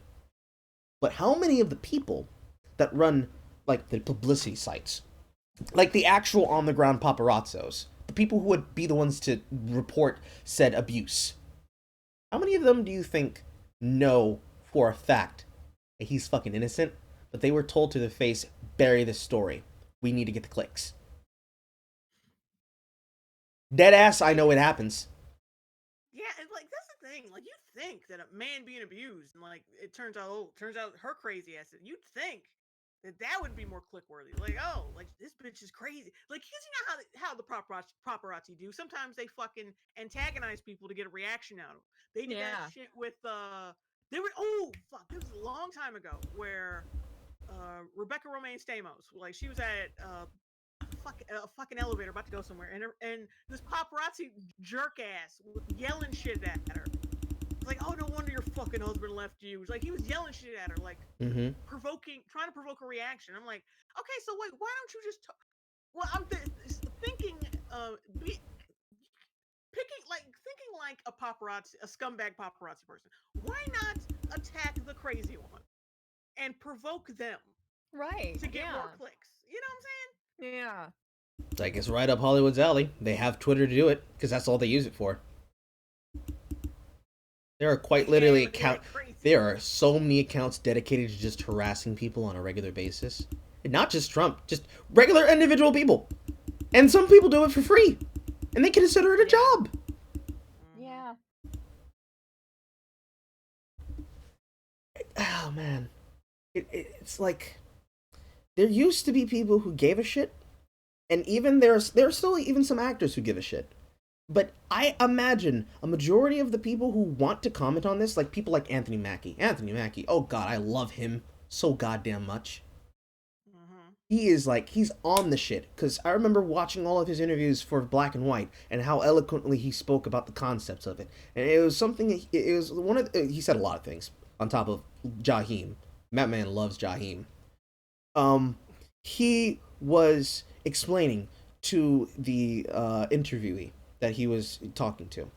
This is half white, half black lady, and he was explaining the reason why he chose to do the movie. And it was two of the lines that he had, which was, first one was, you validate everything that they say about us, and it's not your first thought that makes you a racist, it's your second, your third, and your fourth. Because it all has to do with how you choose to converse with people and communicate and handle situations. He then went on to give a good example about it because of the fact that, white versus black men and women having racism, people choosing to claim offense where there is none, and even people who won't allow those of us of the non-melanated skin color, like Chat-Mort, to have an ability to speak. Because how can you? Like, we don't have to explain ourselves. We know it. We know when we see it. That old dumbass porn standard that people try to apply to everything in this world is not as black and white, haha, that people choose to claim that it has to be. Because people are like this about everything now. There is no thought. There is no second guess. It's just, well, that's how it's always been. How could it be wrong? Right. You mean that that they could have, that they could lie? Who would do such a thing? Go on the internet and lie? Impossible. Yeah. Inconceivable. Yeah, it's mostly like, if it's the terrifying thought that is like, if I'm wrong about like this Johnny Depp Amber Heard thing, if I'm wrong about, okay, so men are able to be abused, right? So if that's correct, that means maybe I did something in the past to a man that could be considered abuse, or like maybe I enabled an abuser at one point, or maybe I did this, or maybe I did that, and they would have to actually look at themselves. Yeah, exactly. For the first time in their fucking life. Yeah, and it's be terrifying for certain people. It's pretty much the Joker effect, I believe. There's probably a word for it, but quite literally, it's the Joker effect. All of those people for weeks, quite literally months on end, harassing the production, harassing Joaquin, harassing Todd Phillips. You're going to enable violence. You're going to inspire violence. You're going to do blah, blah, blah, blah, blah. Next thing you know, the only thing that happened at most of the showings, some people got kicked out. They were rowdy. They were overly excited. I think there was maybe one person who went in like with a paper mask or something. Next, yeah, there was like a fucking headline because somebody was smoking in a theater and got kicked out. Mm-hmm. They were so That was one of them. desperate That was for- one of them. Yeah. Mm-hmm. Yeah. And then there was that, I think it was like a picture of a person who either put it up there or it was like a theater that said, please, we would prefer that you not come into this showing if you are alone. We will not admit single men that come to the showing of Joker. Some shit like that. And I remember doing the news report myself. There were people who were creating like image captchas or memes or complete fabrications of like macro images of, if you're gonna go to the Joker screening, be aware that you're probably gonna die. Don't go in. Don't show up to the. You need to go up in makeup. Have costumes. Don't go in with your girlfriend, or else you're going to rile them up and make them violent. And I remember because there was even a message sent out, not to all of like the army bases, but just specifically one. I think it was Fort Knox or somewhere in like Miami or Florida or something. Because of course it was fucking Florida. Where they were like, listen, we got some news reports that there's going to be some people going to the places and in costumes and shit. Just be on the lookout and be aware. No cause for concerns. No need for alarm. All this shit happened. But ultimately, all this perspectiveness of violence, all the shit that somebody like fucking Heather Ontos, a fucking writer for Marvel, is fucking scolding people about, quoting someone else's argument, not her own argument, someone else's argument, only to block a whole bunch of people on Twitter when she gets clowned about it. All of that, no violence. Not a single stitch. Not even a fist fight. But Frozen 2... Chocolata! We wildin' out here with machetes and shit! How? How does it happen? Maybe it's because they wanted something that didn't happen. Or maybe it's just because all those 6 toxic white men just stayed inside and torrented it off of the internet. I don't know. Maybe they contained it to themselves and just had themselves a wank indoors. Who knows? Maybe they were one of the people they were gonna go see it. They wanted to go see it after it was cheap because the incels, they don't have enough money. They went out to the theater. Hey, Brendan Minnerman, thanks for subscribing. They went out to the theaters, and they went and they thought, oh, it's too expensive. I'm gonna wait until it's on the internet, or I'm just gonna wait till it gets reviewed. And they were all incelled up. They had their dolls. They had their cracking whips, to whip the women, of course. And they turned it on. They turned on the computer to start to just load it up and have themselves a good old wank fest. But then they saw a take. They saw the Sardarnicast's episode about the Joker. They watched Ralph, the movie maker's take on the Joker. And like, what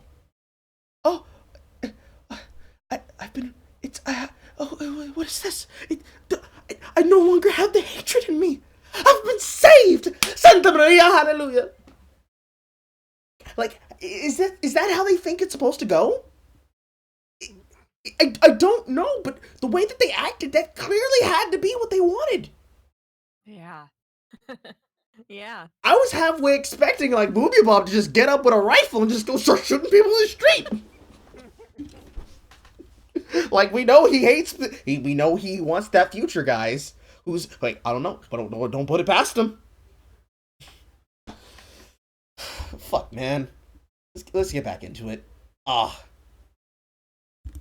Shit sliver of fucking like, you are in this whether it is good or bad. Whether it is good or bad. Down and up. Lows and highs. Tough and easy.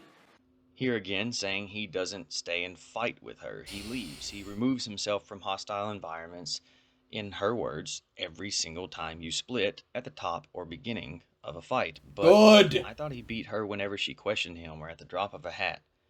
Also notice how much she doesn't want to talk about her abusing him, saying this is not about a fight, but rather the broad subject of him leaving when a fight starts. And you may have caught on, she uses the terms needing safety.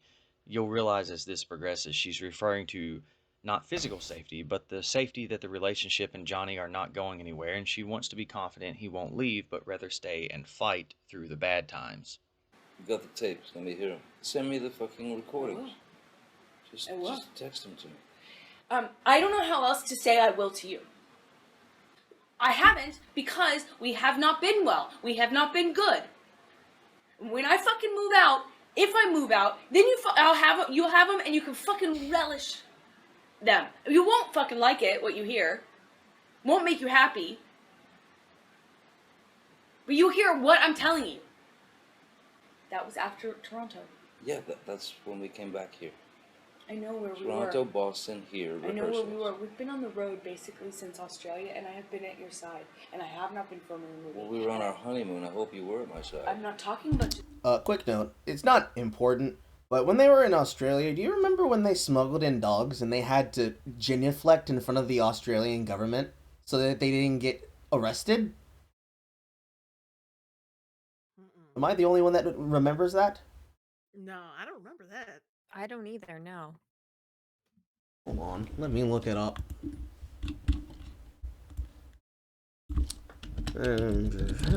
Johnny Depp dog smuggling. That's not how you spell Amber Heard. Ah, here it is. Amber Heard, Johnny Depp issue apology in Australian dog smuggling. Interesting. Okay, so that did happen, and there's the dogs. Those two things. Okay, I remembered something vaguely about, like, they tried to, like, take their dogs with them to Australia, and it was illegal or something, and... Mm-hmm. Yeah, they had to yeah. genuine flex in front of the government so that they didn't get fucking arrested. It's not relevant to this, but I just remembered it just now. Because, like, I remember... Like, is this not a case example of him being by your side over something that you care about? Over something he cares about? Because, like, if the fighting happened in multiple places, because they were multiple places, like, they were in Toronto, so they were in Canada, they were here in the US, they were overseas and abroad in Australia, all of those times are going to be cases of violence that we don't know about. These are just the ones we know about that they're discussing. Was she beating the shit out of him during this, too? I don't know. I have no clue, ladies and gentlemen. Yeah. But it makes you think, don't it? Yep.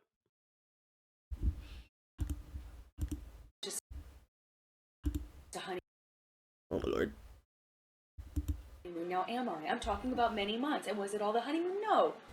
I have been at your side throughout it all. You said, why did you come to Rio? And I answered you. I would love for it to be better. I have no fucking consistency, no safety, no security. The relationship is something you don't fight for, you don't stand up for, you always run from when it's tough. I'm telling you, I need more. We didn't say vows. You didn't make them exactly in that way, you know, but now is the fucking time. I need to know if you're going to be there. I want promises. I told you that at the beginning of this conversation. I need promises you're going to fucking be there. Do you hear those crocodile tears? Because I do! Yeah. Also, interesting. I need validation. I need to know that you're going to be there. You didn't say the vows. She started to say, you didn't say the vows that I wanted. And she changed it to, you didn't say them the way that I would have liked. Here's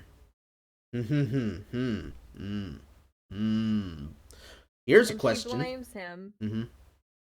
She blames him for leaving when the relationship gets tough, with zero acknowledgement that she's the entire reason it's tough.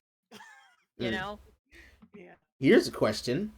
Where's his validation that you're not gonna fucking give him 10 rounds on fight night? Why do you need validation? Just you. Specifically just you. You want to know that he's gonna stay there and fight for you, but he has to walk into a fog of war? Every single time you ask him a question, he has no idea if that's just gonna set you off. Yeah. So he has to go forward and give you the promises that he has to walk on eggshells, while you can just march around in the castle, ordering his head off like the Red Queen. over any slight at any time for any reason. When you decide, not specifically situations where both of you agree, okay, I was wrong, you were wrong. No. You get to decide the terms, you get to decide the time, you get to decide the place of the duel, the weapons, of which he clearly gets none. He's got his arms tied behind his back. And you just get to have free shots on him the entire time it happens. While also telling him, you never did it the way that I wanted you to. At what point does he get that reassurance? Because this is an adult question that everybody needs to have now. Is it okay when women do this to men? And also, is this okay when it happens to women? Obviously, the answer for both of this would be no. But very clearly, we have to decide how much abuse is abuse really. Because this is abuse. This is perfect case example of gaslighting, ladies and gentlemen. Yeah. Yep. So how much is abuse really? Feels like I'm asking how old is 15 really, but really I am. Like, this happens everywhere. I'm pretty sure each and every one of us here and every member in this audience has experienced this. I know one of the people in my audience has experienced it because I've listened to him tell me about it. I'm not going to say his name because that'd be blasting him. But everybody's experienced it at some point in their life. Like, pretty sure Johnny's hit his point of fuck it a long time ago after this if he's walking away from every situation. But ask for yourself, ladies and gentlemen. Imagine right now, this is your partner. Male or female. You change Amber Heard into a man if you want to. I don't care. In your mind, close your eyes. Imagine this is you in Johnny's shoes. Would you take this shit? Would you fight for this? Is this your queen? Yeah. I'm sure for some people in the audience, they're like, hell yeah, take this. Shit. Oh, she looking like that. Bruh, I lick peanut butter off her toes with the jelly in my mouth. Oh, Jesus Christ. I've seen them. I've seen them since. I've seen them. And there's probably plenty enough of some lipstick lesbians and maybe some butch lesbians too. Like, hell yeah, let her talk to me like that. But she'd know who's king or queen in the sack. Or shit, she thinks she crazy. She hadn't even seen crazy. I'm pretty sure there's plenty of people on those spectrums, and that's okay for you to have. You'll do you, boo boo. But I'm not taking no boo boos from this lady. Hell no. Yeah, exactly. Hell no. I would also like volatile and manipulative and whatever. Sure, you can enter into these relationships, but you can't blame someone who's not this way for not wanting to be treated this way, you know? I would rather have the ugliest woman on this planet, certifiably by a panel of judges, crafted in a biolab with the soul of a goddess, than this. This is the definition of hell. This is marital hell. Ugh, I just got a fucking shudder over my body. Amber Heard is my wife. Oh God, I'd rather hang myself. I would jump out of a window. I would probably jump into a moving train if I had to listen to that. Because this is just her verbally berating you over something in a conversation. Imagine a day. Imagine a day living this. That's a nightmare. You get up in the morning, you open your eyes, you wake up next to that. She's just staring at you. Hi, honey. How'd you sleep? I You want me to make you breakfast? Sure. What do you want? I like some pancakes. You know what? I think I'd rather have some waffles, but I like some pancakes. No, we're having waffles. Okay, I'm gonna go make them. Bye. From dusk to dawn. That's you. Could you even make it 24 hours? Could you even make it through the first half of the day? And I ain't talking about like, oh, well, you just have to live through it. Like, no. You both are staying at the house for 24 hours. Do whatever the hell you think you want to at whatever period of time, as it pleases you. Sex or not included involved, but you, them, 24 hours. Could you do it? Would you want to? Would you even try? Would your brain turn off halfway through? Because I'm pretty sure, if it was me, my brain would turn off right around waffles. Because it's just like, oh, this shit again. Because I know, because I had an abuse experience like this with someone. I know that they could recognize when I had given up in a conversation. They could hear it in my voice. It pissed them off something fierce. So I know, for someone like Amber Heard, who's very, very linguistically a nice 3 black belt in bitch foo, she recognizes when this is happening, and she would probably do it to any person it happened to. And this is just what she does to the men. Imagine if she did it to a woman.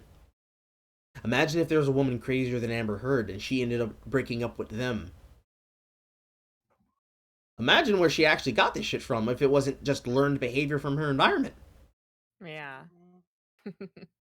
Just brings us back to the conversation. How much abuse is abuse really? At what point does it become it's not a man thing or a woman thing? When does it just become that person's an asshole? When is it not, oh, it's not, I'm just a victim. I'm just trying to fight and survive. I'm just trying to live my life. When does it become that you recognize, oh, I'm not pew security. I'm just an asshole. And that's okay. You can be the most toxic fucking definition of Eminem's love the way you lie at you want to. But like, when do you throw in the towel and say, okay, I see where I've gone wrong? Because Amber Heard still hasn't seen it. She recognizes it. She hears it. She's hearing what her partner's telling her. But it's still, I need you to do this for me. No questions asked. Because I need it. Because I said. Fuck you and your feelings. I don't know. I feel like she's gonna do this shit to the wrong person one day, and they go knock her the fuck out. I feel like she's already done it. I feel like she already had the moment. She's like, okay, I picked someone who's too crazy. Let me pick somebody who's weaker. Somebody who's got that weak will that I can bully around. Let me wrap myself around their waist and their finger and eventually get them to do what I want. And then I'm gonna get them. I feel like that's her. I feel like that's her plan. I feel like that's what she was trying to do. Getting some really deep Meghan Markle vibes. Because, like, Meghan Markle did the exact same thing. All of the members of Buckingham Palace, every single one of her old Hollywood friends from the cast of Suits, especially the one who got her introduced to the prince, she did this shit too. Not a single person inside of Buckingham Palace liked her. So, next thing she does is, I want to leave. So she takes her and him away, renounces her titles, but doesn't give back any of the money. You know, money paid to renovate the house they're currently living in Canada, where they're going to live it up in the lap of luxury, now that she's acquired everything. Not a damn thing changed, but the goddamn locks in the house she's living in. Behavior's still toxic as get out. But she doesn't have to care about that anymore, because she's above. She's ascended from just being a regular celebrity to now royalty. I feel like Amber Heard's one of those girls who has that same idea of, I'm gonna find a way by hook or crook to make it. What is the archetype of that? Oh, Jolene's. I think that's what it's called. Jolene. Yeah. The Dolly Parton song that they also made into a movie. Which, by the way, is also ironic because holy shit, that actress did that shit too. I can't recall her name. Jessica Chastain. She did that shit too. I remember this. I made a tweet about this. She said something to the effect of, and it was during the Game of Thrones. It was during Game of Thrones, right? She made a tweet about you shouldn't have a person like this, like the character of Sansa Stark, go from being said broken bird because she's always been strong like that because characters have to be written strong. And I said something to the effect of, okay, so when you first got your break in your career with you starring in Jolene, why didn't you say that shit back then? Here we go. Right here. Jessica, do you remember the film that you were the lead for in 18, a seminal film that detailed the life of the titular character who experienced love, heartbreak, rape, and emotional stunting, one which was responsible for the increased buzz of your film brand? After she said, rape is not a tool to make a character stronger, a character doesn't need to be victimized in order to become a butterfly, the little bird, hashtag little bird, was always a phoenix, her prevailing strength is solely because of her and her alone. That shit. This is some shit we have to have a conversation about. Because the entire idea behind this is the exact shit happening here with her. Because it's opinions that we choose to put out that we don't think about. Yeah. In messaging, in marketing, in writing, in entire stories that we tell ourselves, in like the life experience of a person that supposedly makes it real and true because they had once experienced it. And that's not denying people's reality, you know? That's not denying your life experience, because there are plenty of people who have lived through abuse. I'm pretty sure everybody here has at least a case example. Abuse of love, bullying in high school, self-abuse, you know, denying your own successes, you know, imposter syndrome, whatnot. At what point do you tell yourself, maybe it's not as bad as I think it is? Maybe if I change something, it'll be better. I'm not sure if people are willing to have that conversation.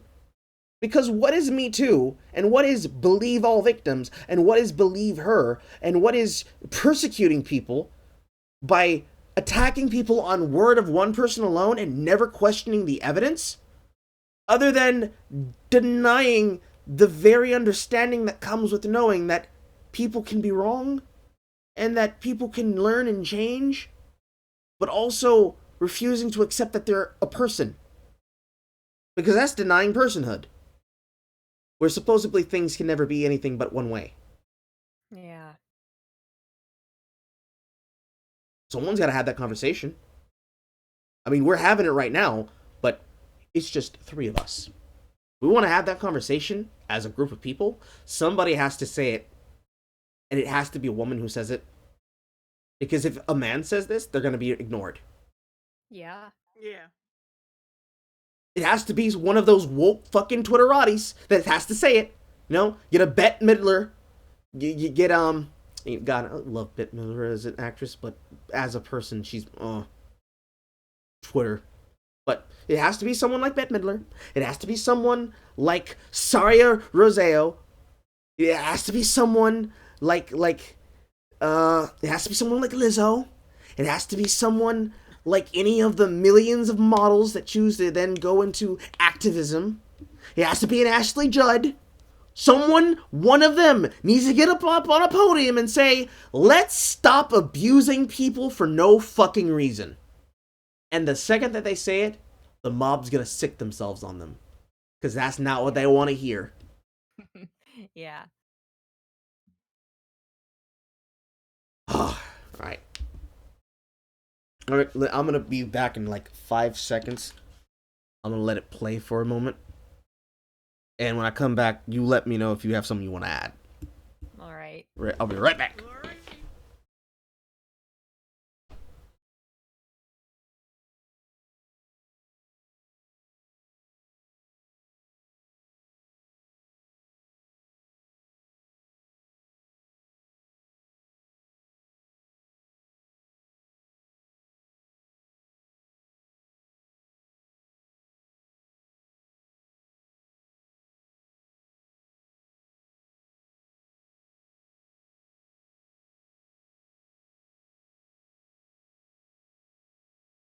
I need promises that this is important. I'm telling you, I need more. We didn't say vows. You didn't make them exactly in the same, in that way, you know, but But now is the fucking time. I need to know if you're gonna be there. I want promises. I told you that at the beginning of this conversation. I need promises you're gonna fucking be there. I need promises that this is important to you. Not when it's easy, when it's hard too. That this is something you'll fight for. That this is something that's sacred. That neither of us throw out every fight. I can't be the only one to hold the promises. I was in Toronto and it fucked me over. I can't be the only one. You can't be the only one. If I split on you, all those times that I thought about doing it, we would not be here. And I stayed, and it's tougher. You know, that's stronger. I'm stronger.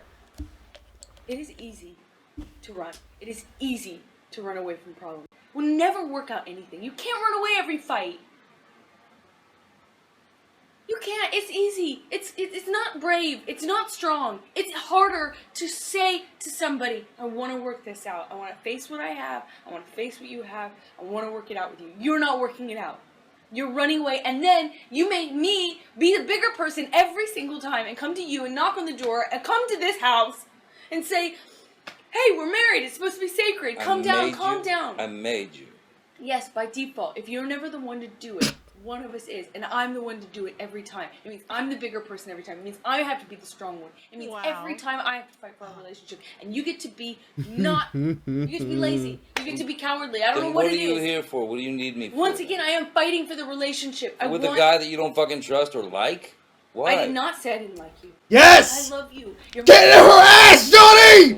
I remember what I said at the beginning. I'm sorry you feel like you can't imagine it. But I said this to you at the beginning of this conversation. I said, you're my favorite person in the whole world. If you weren't the most magnetic, shiny, beautiful, interesting, dynamic person I had ever met in my life, it would be so easy to walk away from this bratty thing that you do. Untrustworthy. Did you hear what I just said? Yeah. I said I can't trust. That's not meaning you're untrustworthy. It means that we've created a situation. And I'm telling you what you do to create it too. We've created a situation in which trust can't grow. It's like, it's trampled every single time, and we need a marriage. That's why I sat down. Do you not remember me sitting down at the very beginning of this conversation and saying just that to you? Saying, I know you got married for security and for safety. So did I. We did not get married because it was something that we're doing, because it was something we could walk away. We wanted a foundation. No? Yes, I wanted to make you my wife. Yes, but you could just have me as your girlfriend if you didn't want the foundation. And you told me, and maybe you go back on it now. Fine, okay, cool. Lie about that. I don't know. You told me you wanted a foundation. You told me you wanted the security. You wanted the safety. You liked the foundation. At the beginning, you said, I really like having that. It feels safe. So don't argue with me when I say it now. I'm not arguing with you.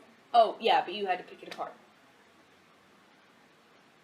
By saying because I loved you and you're my wife? I wanted you to be my wife? That's picking it apart? No. Then how did I pick it apart? No, forget it. I don't want to do this. I don't want to fight about a fight. I want to fight about the semantics. How come when I come up with a point, you can't answer it? You don't want, or suddenly you don't want to answer it? Really? I'm not answering it. Because I want to fight about this new thing? No, I don't want to. I said you wanted the safety and security, and you stopped me, you interrupted me, and then you said, what? Because because I wanted to have you as my... I didn't interrupt you. You asked me, right? You said, right? I meant you interjected. I meant you said. You said. How about that? See, now, is this better? I answered you. I addressed what you're saying. Now, can we please not fight about that? And I said, because I love you. You said loved.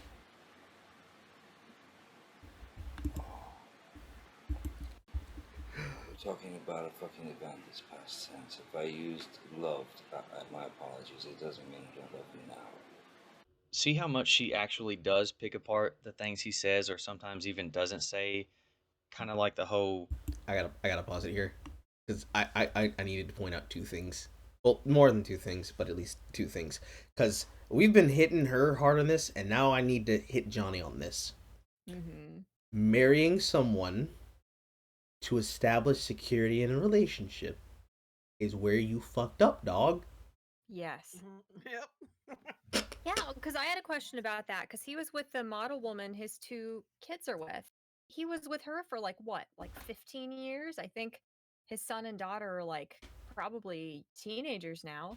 And I was wondering about that. Like, why did he meet this woman and marry her when the lady he was with before, who I hated as like a middle schooler because I was jealous, so I know a lot about her. Why didn't he marry her? And that explains it, because it was such an unstable thing that, he needed to feel like there was some kind of security. And yeah, that's the stupidest thing. That's the Yeah. stupidest reason to marry somebody. It's not going to fix anything. Yeah, I guess he thought he could chill her out, you know. Yeah. Yeah. Some people have a baby to Mm-hmm. fix a relationship. Like, oh, maybe we have something else to focus on. Yeah. We won't be going at each other. Yeah.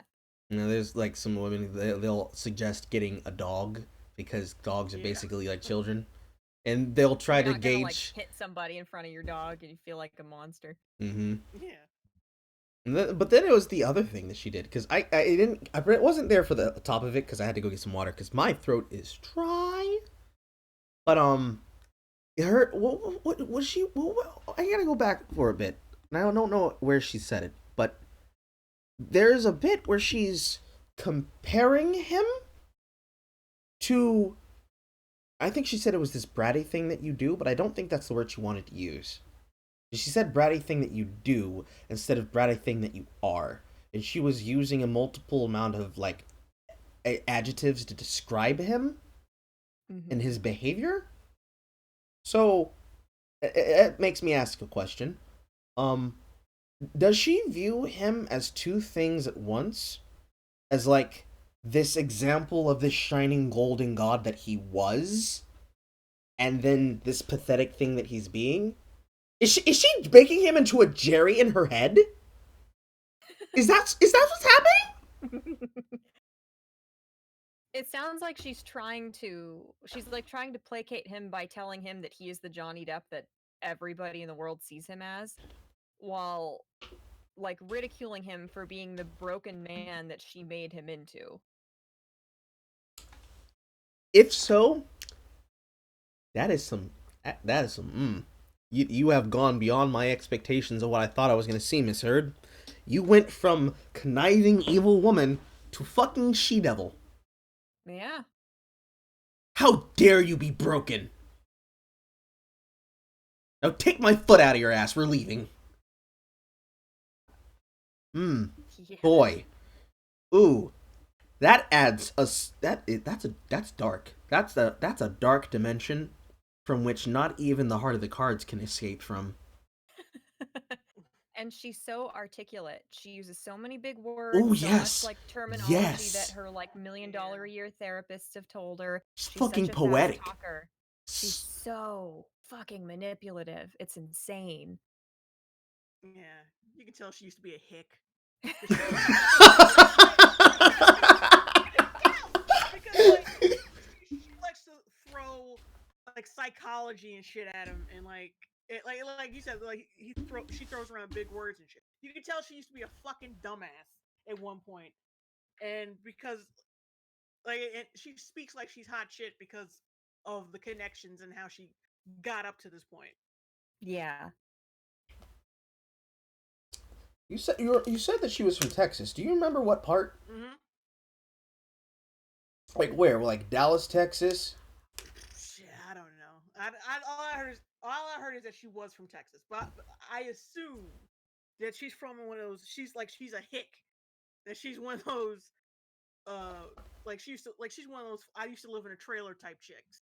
That's what I assume. But you can look it up because I could be completely fucking wrong. But yeah, it's like she mentions one phrase she read in a Psychology Today article, and like with the fuel behind it, she thinks she's a genius. She thinks she has won, like, the battle of the ages. Mm-hmm. I'm finally happy that Johnny fucking started counterpunching. Yeah. Oh god, it's so refreshing. Like it's great to hear him say it. One part, yeah.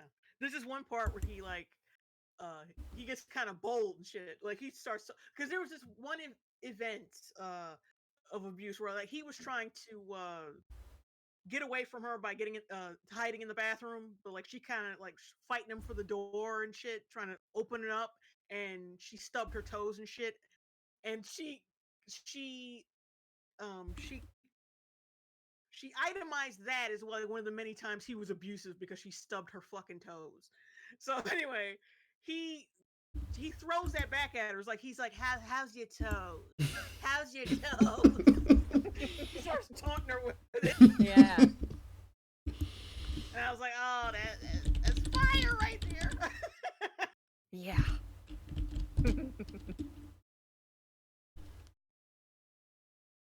Oh man, now I really want to hear Johnny Depp tell stand up.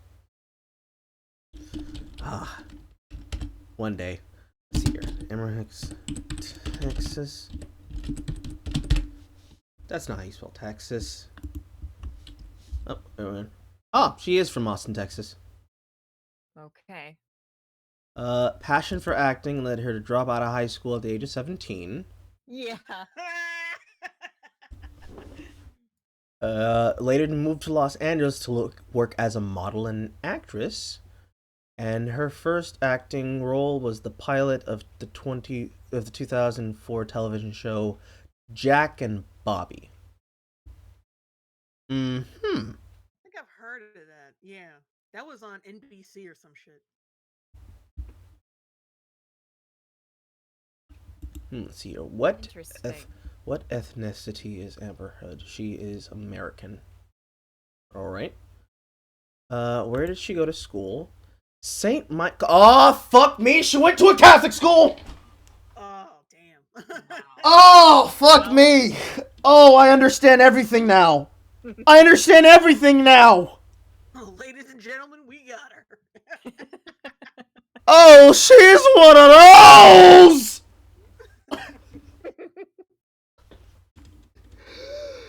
Oh, ladies and gentlemen, there is two types of people in this world. There are people who go to private schools and people who have heard of private schools. I have gone to private schools. And let me tell you, the people there are either crazy, horny, or both. It's just a side effect of being cooped up. I do believe that Amber may be a splicing of both. Yeah. Well, hey, you heard Johnny say something like she was saying you need to be at my side, and he said something like, "Well, I hope you were at my side at our honeymoon." Was that implying that she was cheating on him already? Like during their goddamn honeymoon? Because that's strongly what that implied to me. You know? That Yeah, and it's like that's like, rough, Johnny, buddy. you knew that. Why? Why Buddy, did you buddy. continue with this war? Oh, buddy, that's rough. Yeah. Like, I can understand him thinking that she could be cheating with other people. Like, throw Billy Bob Thornton out the goddamn window. Who cares? The fact that you even think that she's stepping on you. Right. Just go. Just walk out of your house, go to the nearest bar, and say, I will give you your entire wage for a year for a single night if you listen to me talk about my problems. And pour me everything from the top shelf. You will probably find a better wife doing that at least 5 bars. Oh, my lord. Oh, that hurts my soul. Yeah. That's awful. I mean, that's what it sounded like to me. That sounded like he was implying that, you know? Yeah. And what really hurts is if she went to a Catholic school, what kind of fucking Christian or Catholic are you? Are you only Christian when it's Dior? Is that what it is, Amber?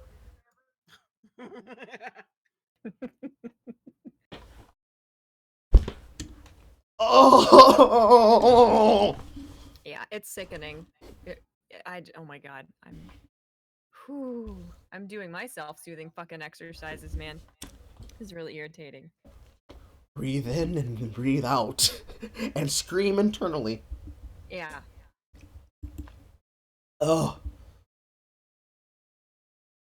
There's not enough alcohol. I wish that this water was alcohol, but there's not enough alcohol.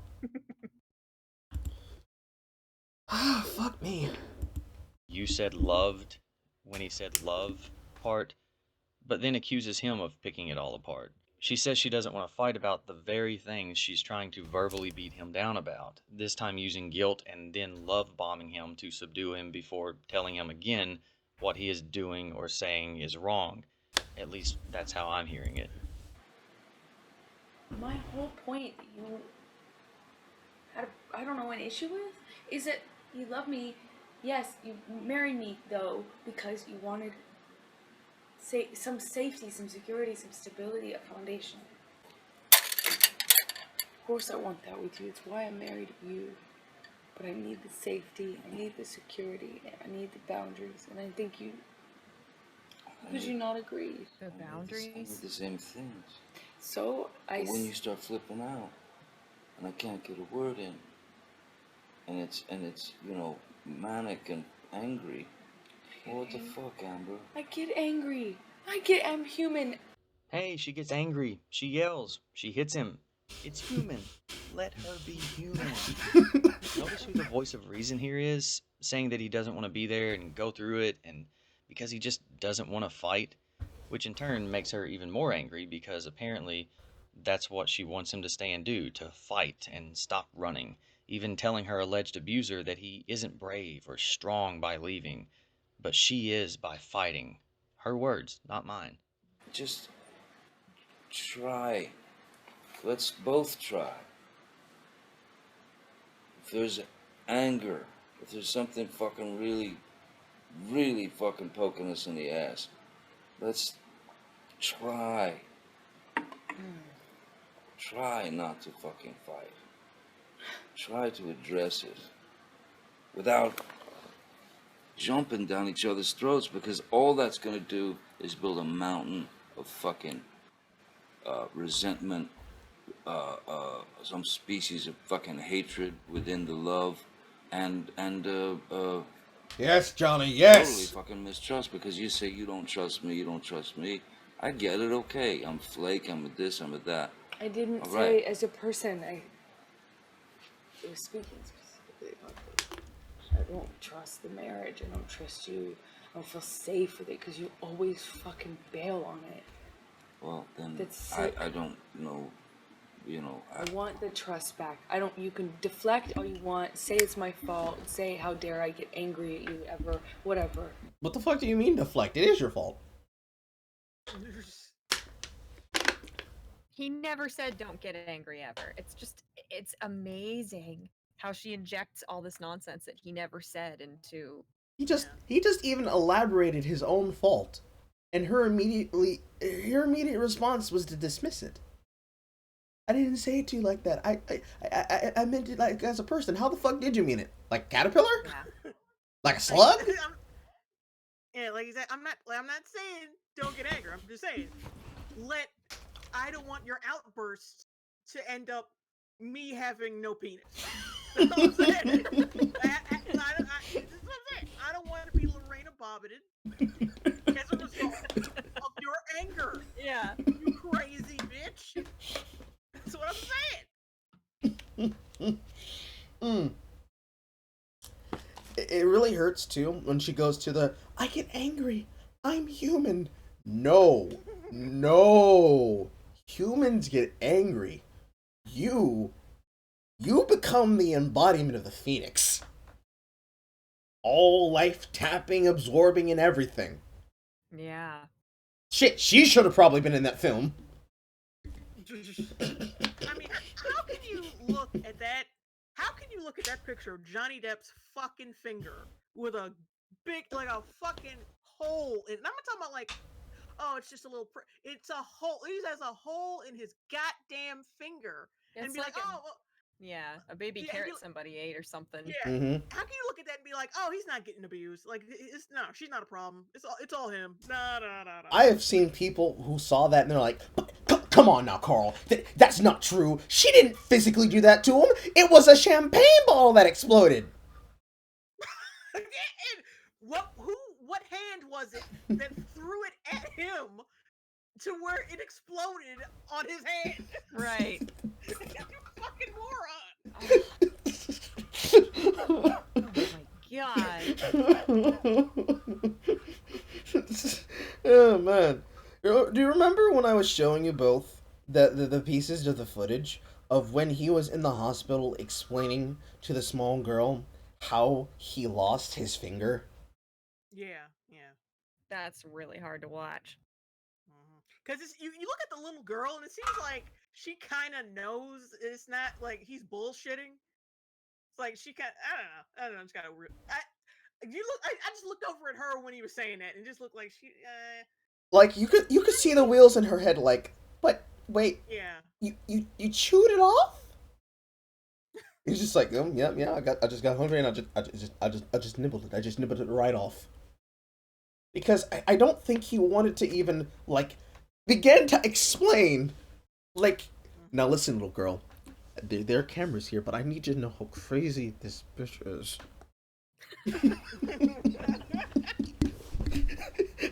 Even then, Johnny's like, no, I can't tell them. I have to preserve the magic. They have to go pure. They have to be pure. Yeah. God, imagine if he has any more kids and he has to explain this shit to them. Because there in the footage later. He says, "How do I explain this shit to them?" Like they come home and I have to, and they're just like, "Oh, so your dad beats women?" Like, how would you even begin to explain that to a child, just as a person? Like, I mean, imagine if he had kids with her. oh God, God. don't make me imagine that. And imagine like her, because a bitch like that would go off on the kids and end up beating them. It's crazy as she is. Like someone doesn't do what she wants, she just fucking severs their finger off. Yeah. Basically. So yeah, you got that, and like it would get to the point where Johnny would have to beat her ass because to defend the kid. Yeah.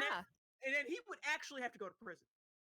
Like, more than likely what would happen is that if he's being as passive as he is here to leave situations where he's being abused, he'd probably be sitting there like, I understand how angry she gets, but I don't want her hitting the kids. So he'll start sacrificing himself as the punching bag. Mm-hmm. And it'll eventually get to the point where she'll be so explosive at the kids that she'll lose her mind and try to almost kill him. And he'll have to take that blow, and he'll get hurt. He'll go to the hospital. He'll come back, and he'll just be sitting there lying in bed one day, eyes open, while she's just sleeping peacefully. The fucking hellion. And he's just like, I'm gonna really have to kill this bitch. I'm gonna... I'm laughing, but I'm not. But it's not funny. Yeah. Like, this is some real shit. There's people who have done this. I know people in this situation who have done this. Just sitting there at home, the life constantly being torn apart. My own brother is going through this with his baby mama. And my nephew and shit. They're on Valentine's Day. No, actually, no, not even that. I think it was Father's Day. Yeah, Father's Day. He's doing things in the house because this is when we're having to move out of a place. On Father's Day, she decides to throw a tantrum at him and beat his face in with drywall. Oh my God. Then he comes over to the house that we were living at the time with his red shot bloody eye. And we're like, what happened to you? I'm like, oh, this was my Father's Day gift. She woke me up like this. He just played it off like it was normal. I know what my brother's like. My brother is like Amber Heard, but he's actually nice. It takes a lot for a man like that to get to the breaking point. I don't want to know what my brother would do to women if they were to piss him off enough. Because I grew up with him. I know what he did to me when I pissed him off. Right. I'd rather not see him go to jail. And honestly, I'd rather Johnny go to jail before he loses his spirit. Because imagine what he'll have to do if he got to that point. Where would it end? Who would even take his case? It'd be open and shut, because he'd have to think about that shit for a while. He'd have to think about. He'd have to think of the time. He'd have to think of the place. He'd have to premeditate where he's gonna put the weapons he's gonna need, the body armor. He'll have to predict. He'll have to have an anime moment where he predicts 10 steps ahead of her 15 steps.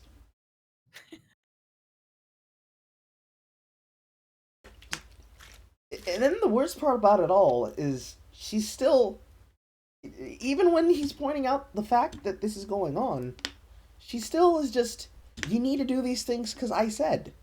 She's still harping on that.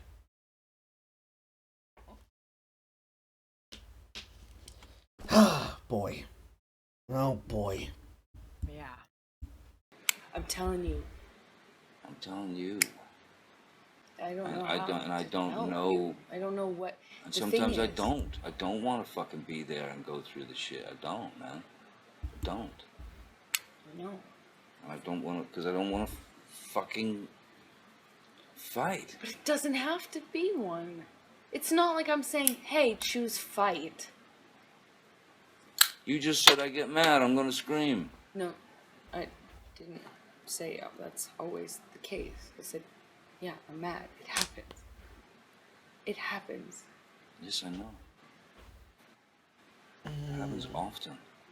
If you think I'm some fucking tyrant or bully, then don't fucking be with me. But don't sit here and insult me like I'm the fuck up because I have the But you're the audacity one to get saying that I'm the tyrant and the bully and at the same time the guy that runs away and you run away every single fight.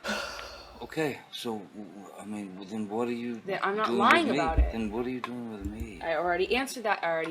We went through this conversation literally 5 minutes ago. I answered this already 5 minutes ago. You just said to me that I shouldn't be with you.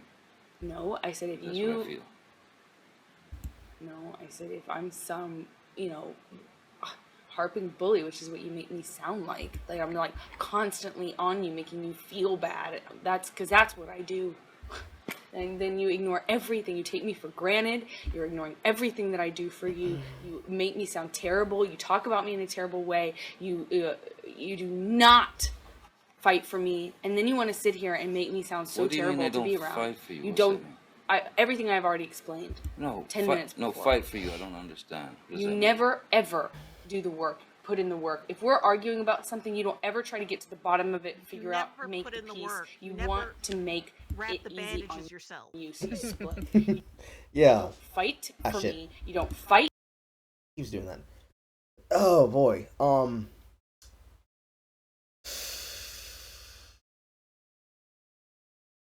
Here's another question for the audience. Who's supposed to do the work, per se?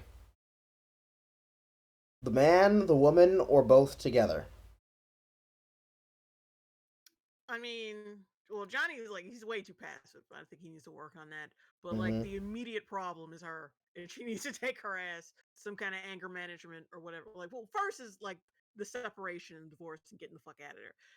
The second thing is like, yeah, her going to anger management, seeing a fucking shrink to sort through that bag of crazy. Because honestly, like that, she is the biggest problem. Yeah. It blows my mind how manipulative she is. It's genuinely astounding. It keeps going back to the how much is abuse really, and when we get to have the conversation about who does the work, like the word of the day, everybody, is emotional labor. Who remembers that shit being pounded in 15 times a day, 24 times X? Every single movement. Women don't need to do the emotional labor. I don't have to do and suffer the emotional labor of having to work through your problems. It's not my job to do your emotional labor that goes unpaid and unappreciated and unrepresented. Why does Johnny have to go through the emotional labor of Amber Heard's freakouts? Why does she think that she needs to just do that to him? Yeah, she's like one of those chicks who's like, oh, well, I'm not your mother. I mean, you have a mother. Like, she's done the work on you already. I shouldn't have to, like, mother you. All right, bitch, then why does he have to, like, fucking... Why does he have to fucking like fix all the fucking problems that your father did to you. Why does he Right. have to be your daddy and put your ass in timeout when you want to throw a tantrum, bitch? Like Right. it's two-way street here. It goes back to the her comments of trying to praise him. If what she's implying here is that it's his job to do the emotional labor and babysit her ass and put her in check when she's stepping on a line, is this her way of saying that she wants him to hit her? Like, I'm getting some very Chris Brown Rihanna vibes there. That's a whole thing. Cause like Yeah. there are talk I mentioned it earlier. Like, this is some real Eminem Love the Way You Live shit. Like, you're constantly stuck in a cyclone of toxic violence, but you like being there because you like the emotion that they give you. Mm-hmm. You know, the relationships where you get involved with a person that's very clearly not good for you, but you stay in that relationship because you would rather have the emotion because they make you feel something deep down in your Exactly. guts, like sexually or otherwise. Like, if that's what gets your juices flowing, Amber, then Johnny's clearly not the right guy for you, and and you're clearly not the right girl for him because he's a bit too chill for that. And if he wants to not be walked upon, he has to work on that. But if the thing that you want him to do is to fight you, like metaphorically or otherwise, is he the kind of guy you want? Are you sure you don't want some giant hulking muscle of a man that the first time you open your mouth, he just turns around and his bicep hits your chin and he's like, "Shut up, bitch. Come on. We gotta go to Pizza Hut." Like, what is it that you want? Do you Right. want him to be violent with you and have the fights with you so that you can then go and say, "Well, he is abusive with me, but it's okay because reasons." Or do you want him to go through the emotional labor of your fights, put up with your with your noxic toxins, and let his brain melt over time from your abuse, only for you to then turn around and say, "Well, he puts up with me, but he's not acting like a man. A real man wouldn't let me push him around like that." Yeah, and that does seem to be part of it. It seems like she's a huge source of her frustration is that he will not lower himself to her level. He won't do it. And that's what she's so upset about, you know? Like, if he lowers himself to her level, he will end up doing the thing that she doesn't like, and then she'll throw a fight with him about it. And then she'll say, "You should know what the oh god, fuck, this is like the relationship problem cycle all over again." She'll throw her tantrum at him saying, "I'm so upset." "But baby, what's going on?" "You should already the fact that you don't understand why I'm mad is why I'm mad. But you don't even tell me. I shouldn't have to tell you." "But what about that time where I told you?" "I don't want to talk about that time that you told me. I want to talk about now. Now, Johnny." Mm-hmm. It's a fucking merry-go-round of insanity. Yeah. The only way that it probably ends is that she gets off, one way or another. Yeah. I feel like that probably could have been an answer here. In some twisted alternate reality situation, just one day he just picks her up, carries her to the bedroom, just breaks the bed frame. And then afterwards it's like, "What were we even fighting about, honey?" Maybe that's the answer. Maybe you have to pound the crazy out of her. I don't know. But who's crazy enough to take that in the sack? Yeah. Long term, at least, yeah. Like, women can't handle it, men can't handle it. Who can handle it? I don't know. I don't know. I'm just spitballing. I'm just asking some questions because apparently nobody asked her these questions either. Let's get back into it. When there's a problem, you don't come to me, you don't make peace with me, you never extend an olive branch, you're never the bigger guy, you're never the one that's like, "Okay, I'm gonna put my own feelings aside for a second and say, this is bigger than us, let's stop fighting." You never are the one to come and knock on my door.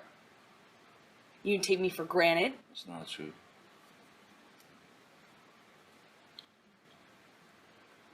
It's not true.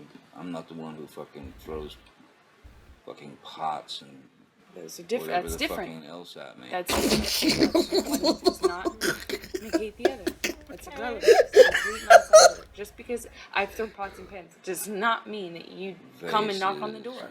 Just because there are vases does not mean that you come and knock on the door. Really, I should just let you throw.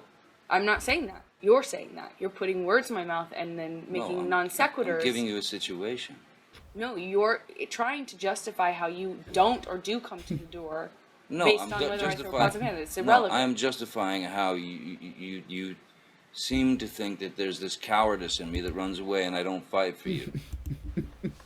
And you're justifying that by saying I throw pots and pans? Okay, cool. Let's talk about everything you do wrong. I'm not the one who fucking did that. I didn't. So that makes sense. That's clear. Yeah. The only time I ever threw anything at you was when you fucking threw the cans at me in Australia. Why are you trying to justify who throws? Oh, so she did abuse him in Australia. I was right. Yeah. Jay, did you have something you wanted to say there?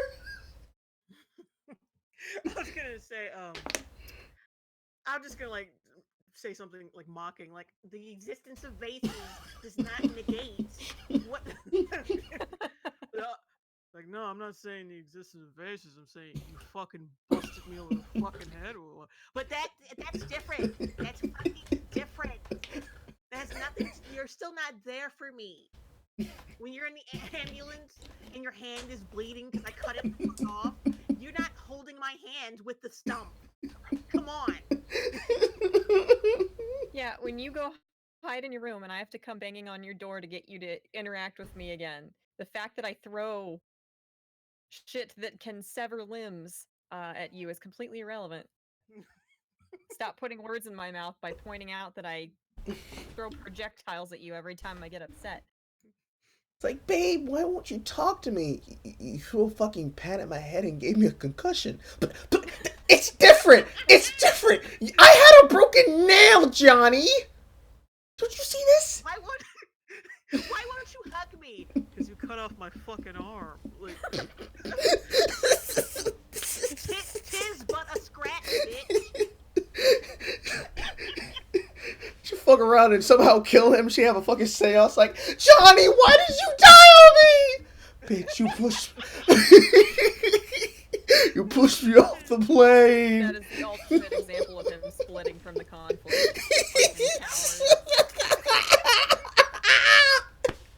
So we're gonna cross over to the other side? Really? I don't think you're committed to this relationship, Johnny. What the fuck?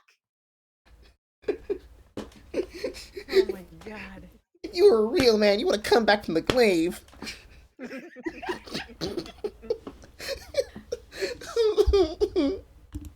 Those things based on Because whether or that- not you come knocking on the door. I don't Because get that why is a one fucking informs the other. irrational and violent fucking maneuver. How So does a one man would inform want the to other? get out of that area so that he doesn't get so fucking angry that he actually does pop the fucking wife. Thank you! He said it! He's in, boys! He's in! Oh, man, I've been waiting for him to say it. Yeah, I think the toes part is up next. How does one inform the other? Oh, man. Go home and listen to the tape. Please. That's what they're for. Yes. You listen to the fucking tape. Oh, I'm gonna. So will I. And here we have Amber admitting to throwing pots, pans, vases, and a variety of other things at Johnny, but claiming it's irrelevant to her complaint that he splits because of the attack, and then doesn't come to her to work it out after having the pots, pans, vases, and cans thrown at him. And I'm not skipping over the fact that Johnny did say he threw a can back when she threw a bunch at him, and notice he brought that up to discuss it, and neither mentioned that the can actually hit her, nor does she dispute this being the only time and reason that he threw something in her direction. Also, and feel free to leave a comment discussing this, I respect that he would rather just leave so she isn't able to physically assault him to the point he would end up doing something he regrets and hurt the one he loves. Smart move to just leave, at least in my opinion. I'd be interested to know how many people can empathize with that. Apparently not many. I'm not going to sit here and promise you I'll never get mad at you or that you'll never fuck up. I know you want to live in a world where everyone just says yes to you and doesn't question you or criticize you ever. Don't insult me like that, please. But that's not the case. That's not why you're with me. I am honest with you. Are you? Sorry. You don't want to be held accountable. I get it. That's your... Watching you live in front of Travis last night was really a That's your spectacle. problem, and that's your whole thing that you've created. So I'm not going to sit here and go over every fight we've had. I'm not going to refight this fight. You have something you're holding on to about Travis. Fucking go fuck. You know, go do it. Go run away together. I don't know what you're fucking holding on to, but you have created that. I have no part of that. I don't know what you're fucking latched onto in your brain, what stray hairs have fucking commingled and tangled in your brain to make you think you've really figured some sort of thing out. But this is not unusual for you. It's like almost every fight I can pretty much guarantee you find something that you can like manipulate. Let's ask Travis tonight. Fucking Why oh! don't we invite Travis into our fucked up, broken ass, 3 fucking wheeled truck of a marriage? Why don't we crash it straight into the wall? Because no one knows us better than fucking Travis. You're just afraid that the truth will come out. What truth? That you lied. What are you fucking talking about? I didn't fucking even have a fucking thing to lie about. What are you fucking talking about? Every fucking fight, there's a new thing that you've convinced yourself is a lie. I said to you, Amber, tell Travis what you just did. Did you just fucking... Did you punch me in the fucking jaw? Did you fucking kick... Did you? Did you? And you wouldn't say a fucking reason. I don't know what you're talking about. Never fucking... I see the never lie. fucking happened. I see the lie. You really should run with this. In fact, maybe you and Travis can, like, go and, like, you know, do a tell-all about what a... Hey, you know, an investigative stop study. with the attitude, right? Sorry. Stop with the attitude. Sorry. You're getting all bunched up. Sorry. Sorry. Amber appears to not know what Johnny is talking about, and after she explodes, Johnny tries to calm her before she gives several short, sharp, and what sound like feigned and taunting, coy apologies. She then suggests Johnny run away and have sex with Travis. Travis was a security member and someone who had testified to witnessing the incident in March of 2015 in which Amber threw things at Johnny, spit on him, and punched him in the face. It's so fucking pointless, and you know it, to sit here and fight about fucking whatever you think happened with Travis. That wasn't a conversation. Listen, I was not high. I'm not going to... You lied. You're an asshole. You were fucking full of shit. What lied? You asshole. When? What conversation did I have with Travis? Big investigative study you've done. I'm not sitting here and fighting with you about the fight that we had last night. After you fucking got physically violent with me, I texted Travis. I said, come up here, because I didn't want anything to happen. I mean, yeah. Come on, save me. Continue. You Travis to the rescue. No, that was the last one. You can go, you go. That was the last insult. Oh yeah, you called me a liar, and yet I watched you lie. You called me a liar. I watched you lie. I heard it. I was right there. There's no what. You still haven't told me what lie it is. But yet every single fucking time. You know you do this every single fucking time. We'll talk to Travis. I'm not fucking talking to nobody. No, fuck that. You go fucking jerk him off. I don't care. I really could care less. It's you every single time. You latch onto some sort of thing. When I already told you, I don't know what you're fucking talking about. You don't even know what you're talking about. You still haven't even told me what it is. But run with it. I have told you what it is. No, you haven't. I said to Travis, I said to you, hey, tell Travis what just happened. You told me to do it. You told me to. You said, go do that. I said, no, tell him what just happened. And I lied. And that you punched me in the fucking thing. And you figured in the it face. out. And you said, no, I didn't. What the fuck are you talking about? And I watched you lie. And then I didn't punch you, by the way. I'm sorry that I didn't hit you across the face in a proper slap, but I was hitting you. It was not punching you. You're not punched. Don't tell me what it feels like to be punched. No, even a lot of fights been around a long time. I know. Yeah. No, when you fucking have a closed fist. You didn't get punched. You got hit. I'm sorry I hit you like this, but I did not punch you. I did not fucking deck you. I fucking was hitting you. You can't I don't know deck what me. the motion of my actual hand was, but you're fine. I did not hurt you. I did not punch you. I was hitting you. How are your toes? What am I supposed to do? Do this?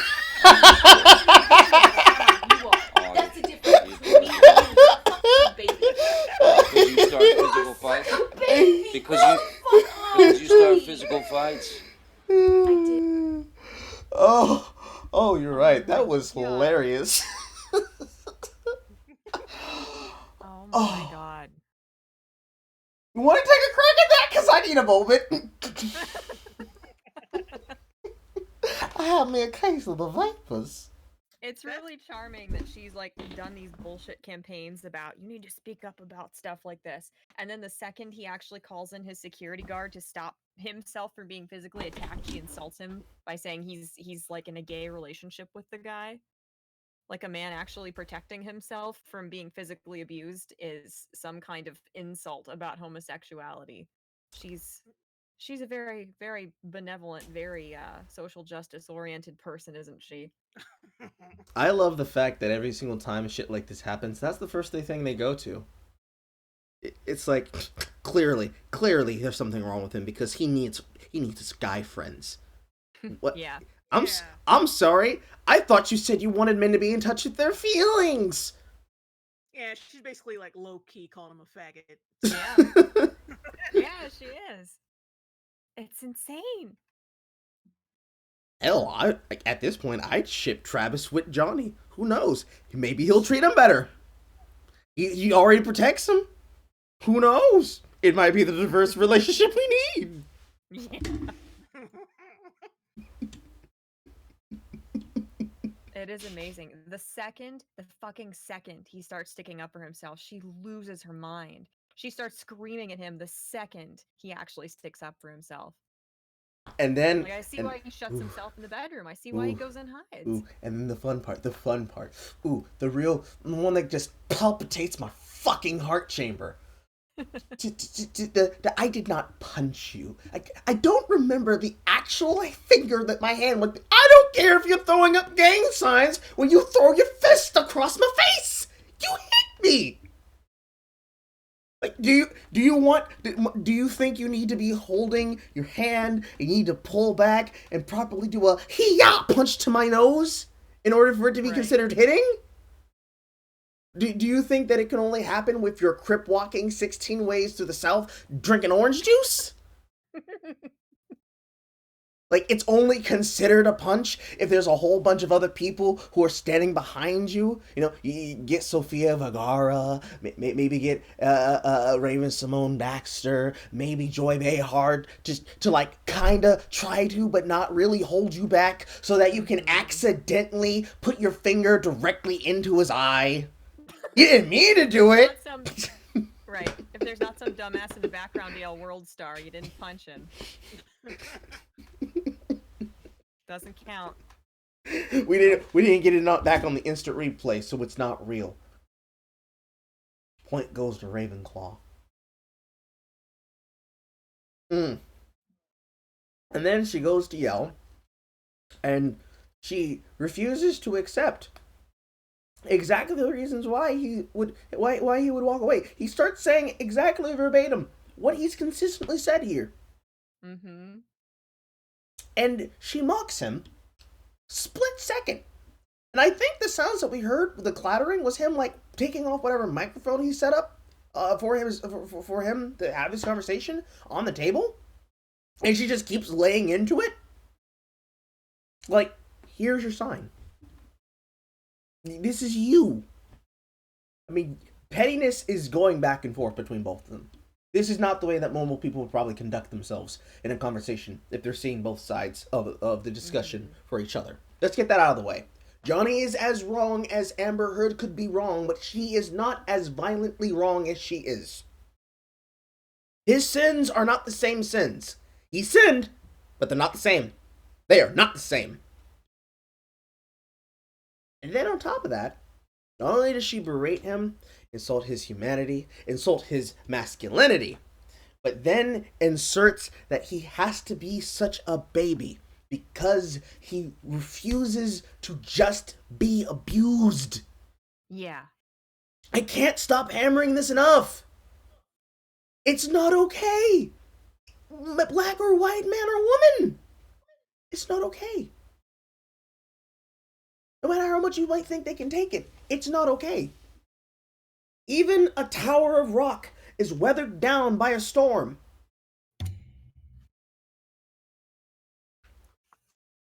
Oh, man.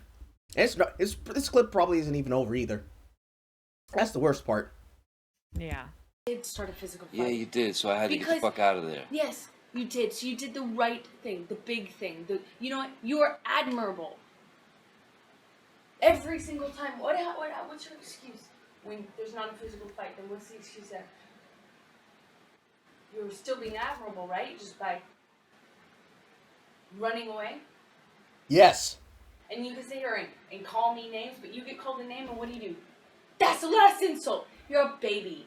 You're a hypocrite. You don't do anything that you actually do. You expect from people what you can't give them. But this seems to be the day Excuse me, pot calling, but I covered in this. Excuse me, pot calling kettle black? What? Yeah. Huh? Yeah. It's amazing. Oh boy, cognitive dissonance is 50-50 and hindsight is 20-20, everybody. Yeah. This video in which Amber admitted in her 2016 deposition to pushing her way into the bathroom where Johnny was hiding from her. Ooh, this is the important part here. You remember those pictures I showed you? This is the bathroom that she supposedly got hurt in. Mm-hmm. Okay. Out, the door scraped her toes, and when he leaned down to check, she kicked the door into his head and punched him in the face. And holy cow, the admissions here. Amber claims she could never even question Johnny without him flying off the handle and beating her while she remained helpless, and here she's mocking him, calling him admirable for running away from the fight all the time, calling him a hypocrite and a baby, while he still remains the rational voice in the room. And I remember so many people telling me and saying, "You don't know what goes on behind closed doors." Well, anyway, we rejoin them with Amber giving Johnny a Xanax, which I'm assuming is to perhaps make him more agreeable, but I don't know. What are you doing with this? I'm giving you a Xanax in case you need it. Oh, thank you. Seems like it's worn off. Yeah, it probably has. But I haven't even been able to have like a fight with you beyond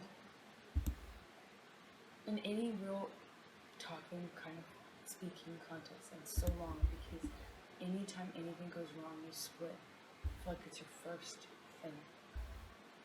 And it's unnecessary. It's not always you're splitting because there's blows or because there's yelling or anything. You split most times when I'm still speaking in this volume and nothing has been thrown or hit or anything. I know I can change certain things that are hurting you. But you don't.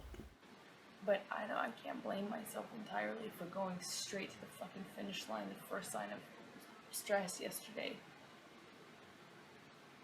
Because of how it's been lately.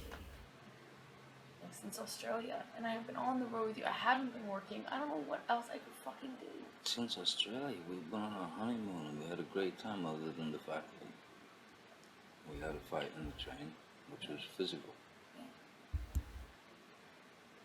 But then we had a fight in San Francisco. But I thought everything else was great. You're saying you've been pondering this since Australia? No, the splitting.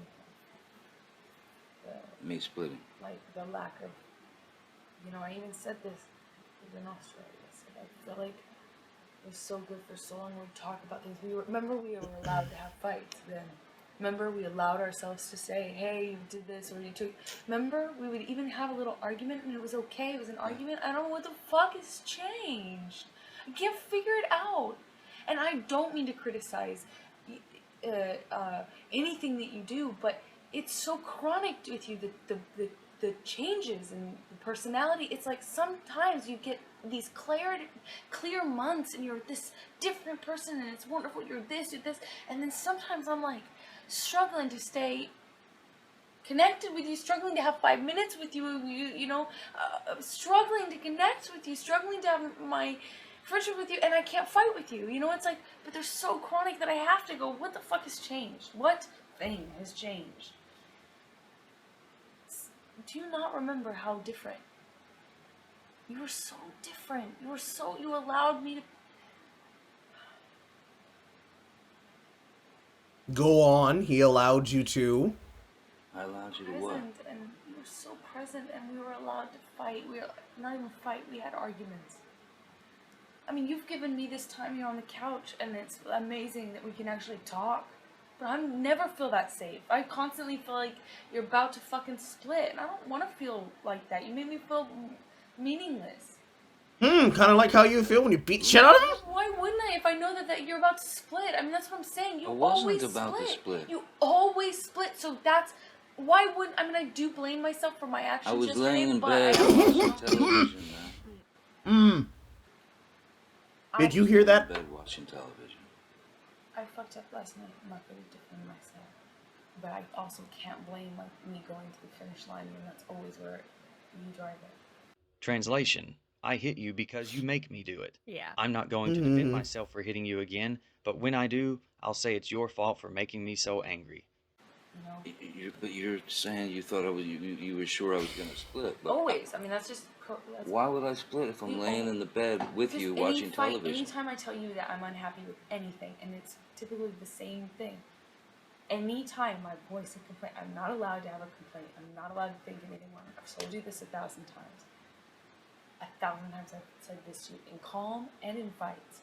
Baby, I don't feel like I'm allowed to just have a complaint, and you aren't allowing me the luxury of us just being normal human couples. Like, as soon as you get mad, you take off on a train. It's something because it's not, it's chemical, it's strong. It's one day you were different. It's the same. And it hasn't been back. It's the same changes that are happening in you. It's exactly the same. Huh? Everything wish that was the case. That is the case. I have always allowed you to fuck up and be a human. I've always been able to have a communication with you. That's a goddamn lie. That's a goddamn lie. Oh boy, I have allowed you to always be the thing you are. 20, not even 20, like a minute and 20 seconds ago. You're such a baby. Why don't you let me beat the shit out of you? Why don't you just let me unload on you like my name's Henry Rollins and we're playing Def Jam Fight for New York? Why won't you let me fucking break your goddamn neck, Johnny? I just want to feel strong. It's just amazing, the projection too, you know, saying that his emotions are unpredictable. I don't know how Johnny sat through that without just bursting out in tears. Like, it's just unbelievable. Fucking tears or tears laughing? Yeah, one or the other, probably both if it was me. It just, the projection is surreal. And then, wow. and then it goes back to the, you won't let me feel. You won't allow me to feel. I used to feel. Every statement started with feelings. But when did he not make you feel like that? Because he didn't allow you to beat him. Okay, so you're allowing him to be made to feel worthless because you were allowed to assault him on a regular basis. Whether because you believe that in a relationship or in a marriage, because she clearly believes this, that it means you're allowed to violently assault your partner and that they have to just deal with it, because of course they do.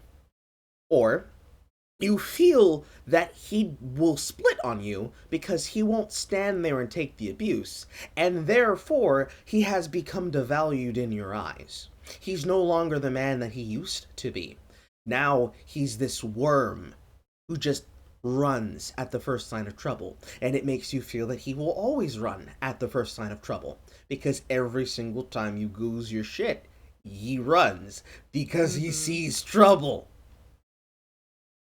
Or, and this is the scary one, or you feel that he'll split on you because you feel your own anger rising every single time this happens. Maybe it didn't start out the way, that you're letting it on in your head. Maybe you're not remembering the way that you choose to remember it. Because she says we used to have conversations, and I don't think it was that they used to have conversations. I think they used to have arguments, but it was Yes. it was much more calmer arguments over maybe small shit, like where did you put the boning knife for Thanksgiving, or I thought we were gonna go to the movies and go watch one of our premieres, or I thought it was going to be your turn to wash the dog this week. Something stupid. Small, stupid, ultimately doesn't matter, but it was the precedent that allowed the anger to build. And she recognizes that her anger is building. Because she's even explaining aloud that she wants to work on it and she wants to find new ways to express this rage. But it just comes out like a volatile cloud of flammable dust. And she always goes to the edge. Yeah. And she feels like he'll always split and feels like she's losing it because she realizes she doesn't have control of her emotions.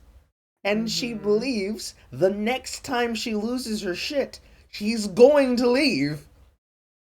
Because she'll have gone past the point of no return. Right. And she's terrified because she doesn't know how to control her feelings. I think maybe that's the one.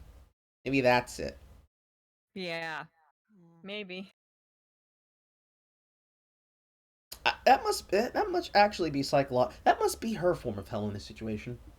Like, we are very clearly seeing that Johnny's putting up with a serious level of emotional and physical and psychological abuse. But man, imagine the fucking hoops she's throwing herself through right now. Not even like the cognitive dissonance part. That's clear. We're talking about the self persecution. Imagine your shadow is beating the shit out of you. You know, concept of the shadow self, your real emotions, your opinions, the id, the ego, super ego. She must be shadowboxing herself and losing every time. And every time she loses is her getting angry. She clearly understands at least the mechanics of what's happening. But she's not considering the options, or even considering that the option she wants to resolve all of her problems is also diametrically opposed to what she perceives is the right way to handle it. Because if Johnny is a coward for running away, does she think that controlling her emotions makes her a coward? And so she keeps getting more violent because any other answer other than submitting, just giving up and giving into her rage, would make her less of a person? Dare I say less than a woman? Yeah. Interesting philosophy you have there, right there. Yeah, that is very interesting. She truly cannot imagine a relationship where it's not like this all the time. Like, you know how it was when she grew up. Her parents had to be screaming and beating the shit out of each other and throwing shit constantly because she feels like a relationship isn't happening if you're not getting that rage, you know? Goes back to what I said earlier about girls who want that attention and that heat. Like, she wants the heat of the passion of the relationship. She wants it to be all hot, spicy, muy caliente like it's a telenovela. But I don't think she understands that's not how it works in real life. Like, you can't be fighting all the time. Not every fight is going to lead to you getting what you want, which is apparently him to break her back on the bed. Yeah. There's no way that it would just end up like that every time.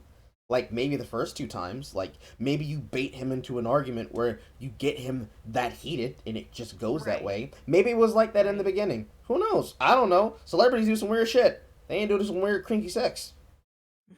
But, maybe after the third time, the fourth time, the fifth time, maybe it wasn't giving her that edge. Maybe she wanted to try, spice it up a bit.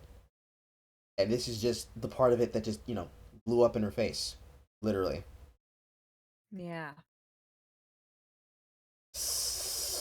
I'm just saying. Who knows? In an alternate reality right now, she's probably getting her shit choked the fuck out. And she's happy as could be. Married, 12 kids with Johnny. Every single one of them got a relationship like what Angelina had with Brad. Adopting kids from other nations. All I'm saying, she needs fucking therapy. Or she needs a dominatrix. You know, maybe she needs to get the outlet of violence that she wants so badly from some place where it's a very obvious consensual sign here on the dotted line and I'm allowed to spit in your face whenever I want to kind of deal. Yeah. Not forcing somebody into that role who has no desire to do it. Just wants a freaking functional marriage. It might be the answer, because there's some shit that happens to some people. Even normal people have this, where they'll have some weird ass fucking kinks, and that's the thing that makes them happy. Yeah. You know, who am I to tell what a functional, cognizant, well-adjusted adult is allowed to do with another adult in a consenting relationship? It is not my business. I don't give a shit. If it makes you happy, mazel tov. But you just can't force someone to do that. Yeah. You can't demand a fucking lion to come out of a vagabond. It just doesn't work like that. Because what's worse off is what's going to happen if you expect that of someone who can't give it to you the way that you want it to be given it to you, or given to you, is what's going to become, what they're going to transform into is going to be something that you can't handle. I've seen it happen before. Ooh, this reminds me. And this is probably going to make both of you cringe when I explain this. Do you know about the adult film actress Christina Rebecca Rossi? I'm not sure if you remember this, chat, but do you remember when Poe and I were discussing this on the timeline one day? If Poe was involved, I probably blocked it out, you know? Rightfully, sounds vaguely familiar. Rightly so. Okay, so I'm not going to get into the details because I don't want to scare everybody. But the Cliff Notes: Christina Rebecca Rossi was a girl, Midwestern suburbanite, nice, like the most. When you think of the word debutante, that's her. This snow bunny got together with this guy named Anton Duray Anthony Duran Gray is his full name. Like this skinny ass, watch anime, pimply faced black dude. Like the definition of the stereotype. Afro and everything. With the edge up. They get into the adult film scene. They get into porn. And their choice of poison is the super muscle-bound Queen of Spade BBC relationship shit. You know, the shit that you see everywhere nowadays. And like they went full tilt into it. Like they got swole as fuck. She grew muscles upon muscles upon muscles. She got thick. Like not with 3 C's, but with a Q. With a Q, with a QUWE. Okay, I remember who you're talking about. Yeah, I know who this is. Now, to save you the pain, chat, I'm not going to tell you what happened. But what I will tell you is that this guy was so lost in the sauce of their fetish that, on top of having abused the child that she would eventually go on to have with him, he had a shootout. And of course, this was some Florida man shit, because, you know, it had to be Florida. He had a shootout with the police. Oh, no. Oh, yeah. No, you remember now, don't you? No. You remember. Oh, no. In this lead up... It's like a war flashback. Oh. He is screaming and shouting with the police officers. And he is live streaming this. Because of course he was. He is live streaming this encounter. And normally, you know, when the snow bunnies try to act black, they affectionate the tone. This girl became whiter than Wonder Bread. You could hear the fear in her voice. She didn't understand what was going on. She didn't want to be where she was. She was terrified for her life and for his life. Because very clearly, this is a black man that's wilding out for the vine. You know, this current year, so wouldn't have been would have been TikTok. But my point, live streaming on Instagram, having a shootout with the cops, literally is standing in between him and the cops as they're coming up the side of the garage where he is hiding behind the car while he's holding the gun out to pop off shots at them. At no time is he concerned about the safety of his wife. At no time is he even thinking about where she is standing. He's just like, nah, bruh, we've been having a shootout here, bruh. On top of everything else, and the thing that I myself confirmed by going through multiple Reddit posts, by time sourcing and time stamping, and going through social media to understand when this happened, how this shit developed, ladies and gentlemen, it is disgusting. It has sickens me to my soul. And I am a devout fucking shit cringe poster. It makes me hurt in my heart. Because that's how I feel right now watching this. It's that bad. It's that bad. Yeah. And mind you, Rosie and her husband is what Heard and Depp could have ended up as. This is how serious this shit is, ladies and gentlemen. This is real. This is really real. Like, if you have kids, go hug your kids. Go kiss them. Tell you to love them. If your wife's in the other room and they're not listening, go, your significant other. I don't know how you'll fly. I don't know what y'all do. Go tell them you love them. Look them in the eye and let them know. Because this is the shit that makes you think about it. That and this. Because this shit could be so much worse. Yeah. It could have been so much worse. We're only lucky. We're only lucky that Depp didn't just fucking game end himself in Minecraft. Because this has happened. Plenty of names up there on that list and board. Plenty of people who either pulled that trigger, metaphorically speaking, or not, or had someone do it for them. Yeah. It's nasty. Nasty. Ugh! Disgusting. Makes me ill. Ugh. Yeah, I googled that girl or whatever search engine I use with the safe search off just to see if I was remembering correctly. I shouldn't have done that. Don't need some eye bleach. Yeah. Yeah. I'm not even sure if I want Jay to look at this because this will make you question some things. Okay, It's like- what's the chick's name again? Christina Rebecca Rosie. Okay. I'm pretty sure if you were to put my name into Twitter and look up the last name Rosie, you will find it.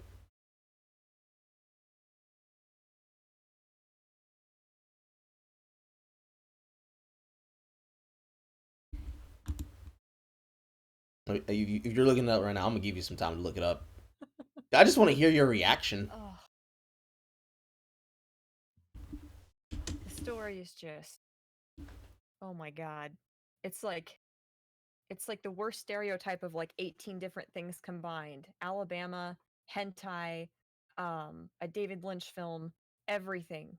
But it's real. It's real people. Oh, it's horrible. I'm the person who had to investigate this. How are you more terrified than I am? I don't know. I'm just an innocent soul. And y'all don't understand. Y'all don't understand how much I don't cringe post on purpose. Like, Like, I had to do it for a single night. I did it for one night to cover for him while he was banned. So that he could come back from suspension and take it back over again. Because the shit I see. Yeah.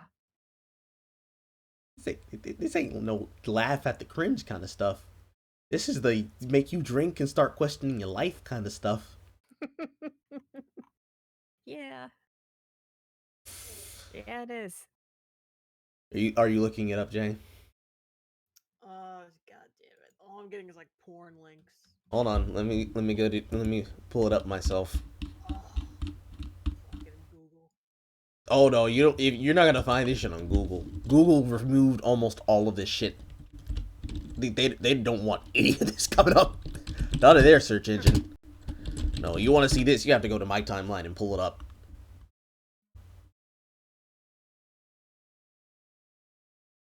Let's see here. There we go. And I'm gonna go ahead and post this inside the thing so that you can read it. Because fortunately, I posted this all in the same thread, so you don't have to jump around anywhere. You just watch that a bit. Because I am graphic in my details, because I am nothing if not thorough.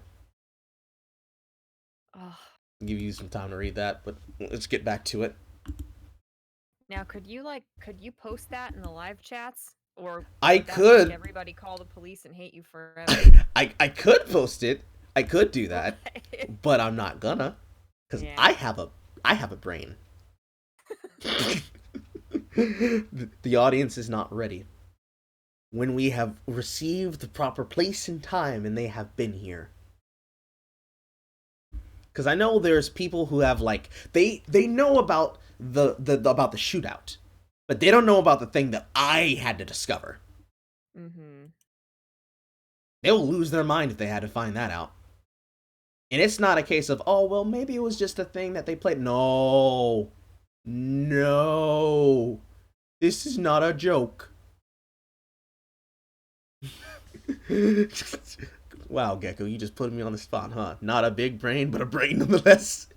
It is a wee little peanut. It is a baby nut, even. Small little pistachio. A cashew.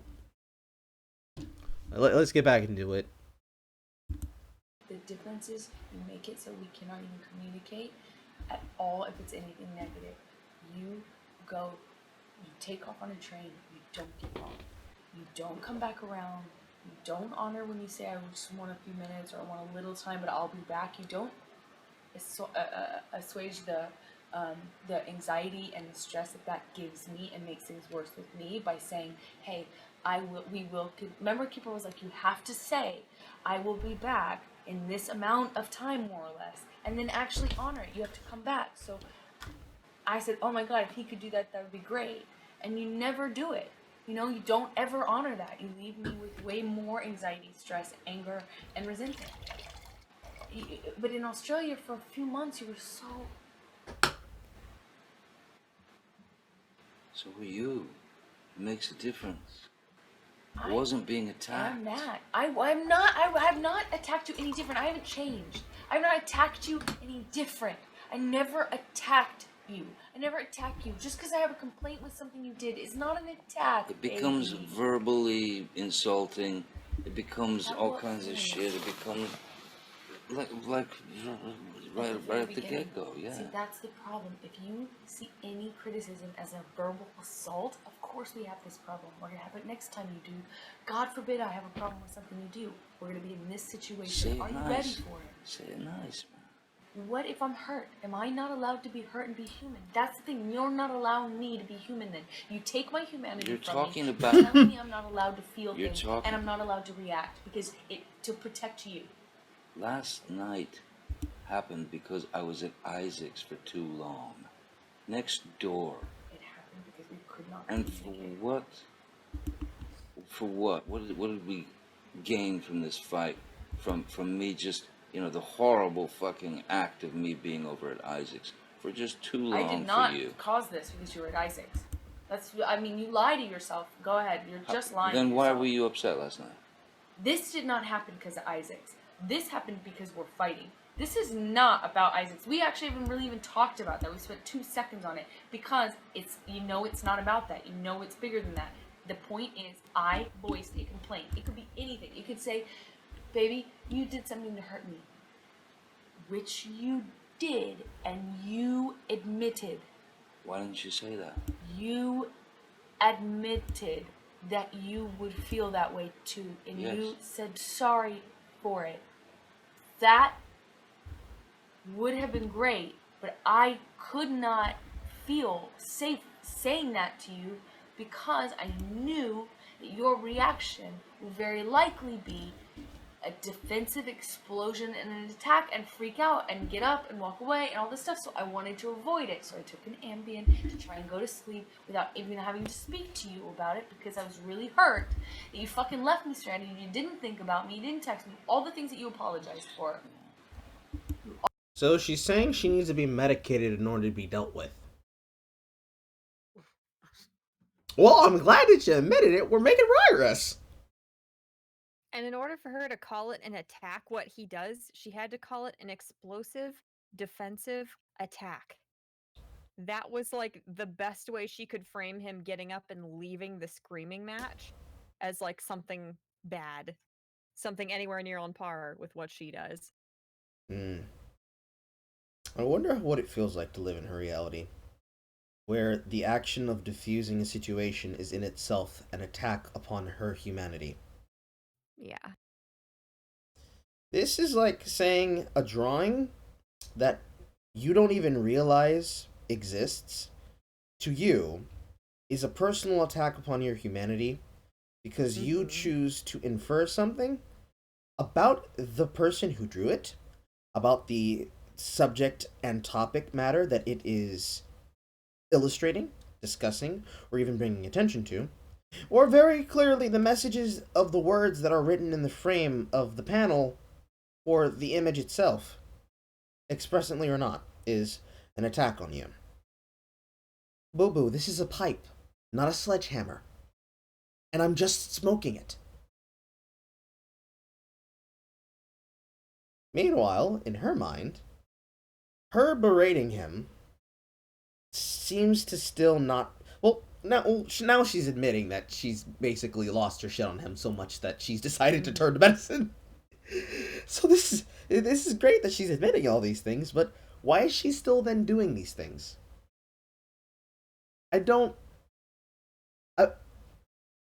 like we take 2 steps forward and 15 back. And then we slide to the left. And then we diagonally cross backwards. And it flips back around again. Like, I don't even know which way is up anymore. Ooh. Whatever therapist that she's getting or has to get or will get, pay him double. Shit, pay him triple. Already apologized for it. Can you do me one small favor and not take it back? I ain't taking it back. Stop defending it. You already apologized for it. It meant a lot to me. Do me one favor today. Don't take that back. This isn't about Isaac, you know. It is about us not allowing.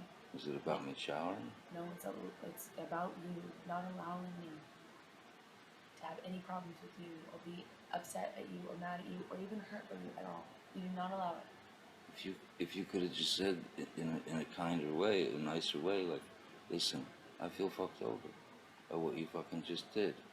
You wouldn't freak out. No, I would say fucking, what is it? Like what? And fucking too long at Isaac's. You said you wouldn't be that long or whatever. You shouldn't. I feel stranded. I felt fucking left. Whatever.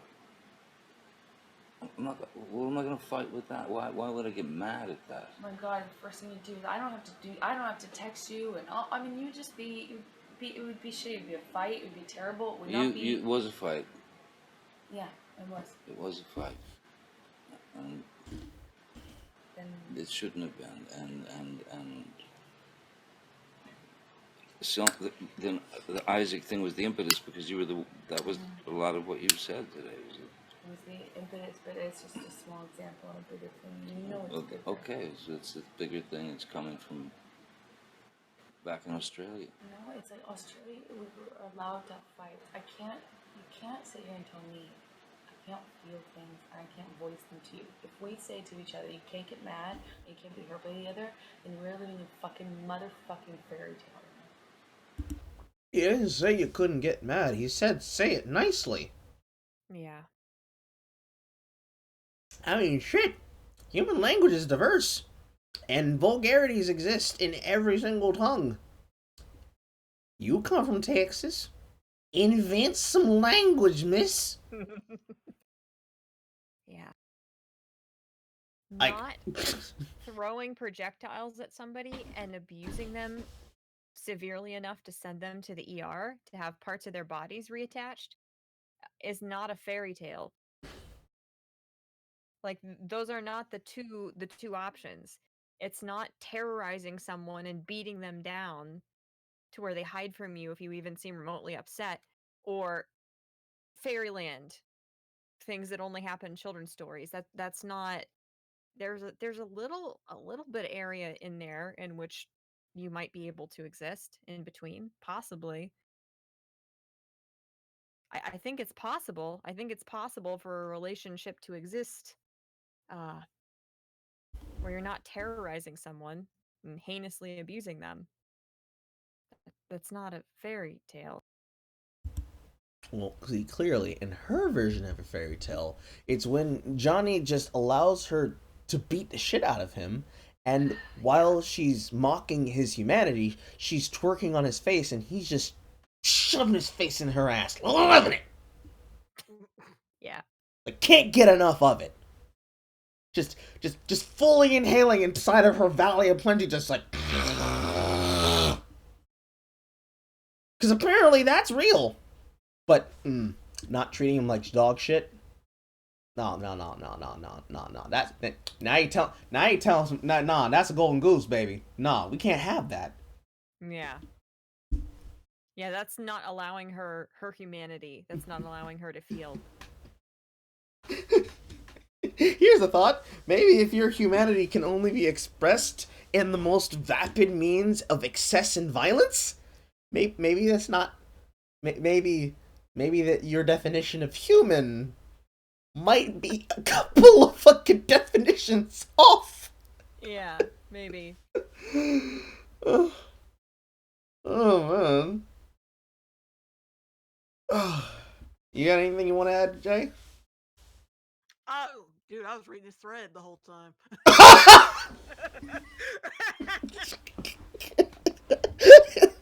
I don't blame you.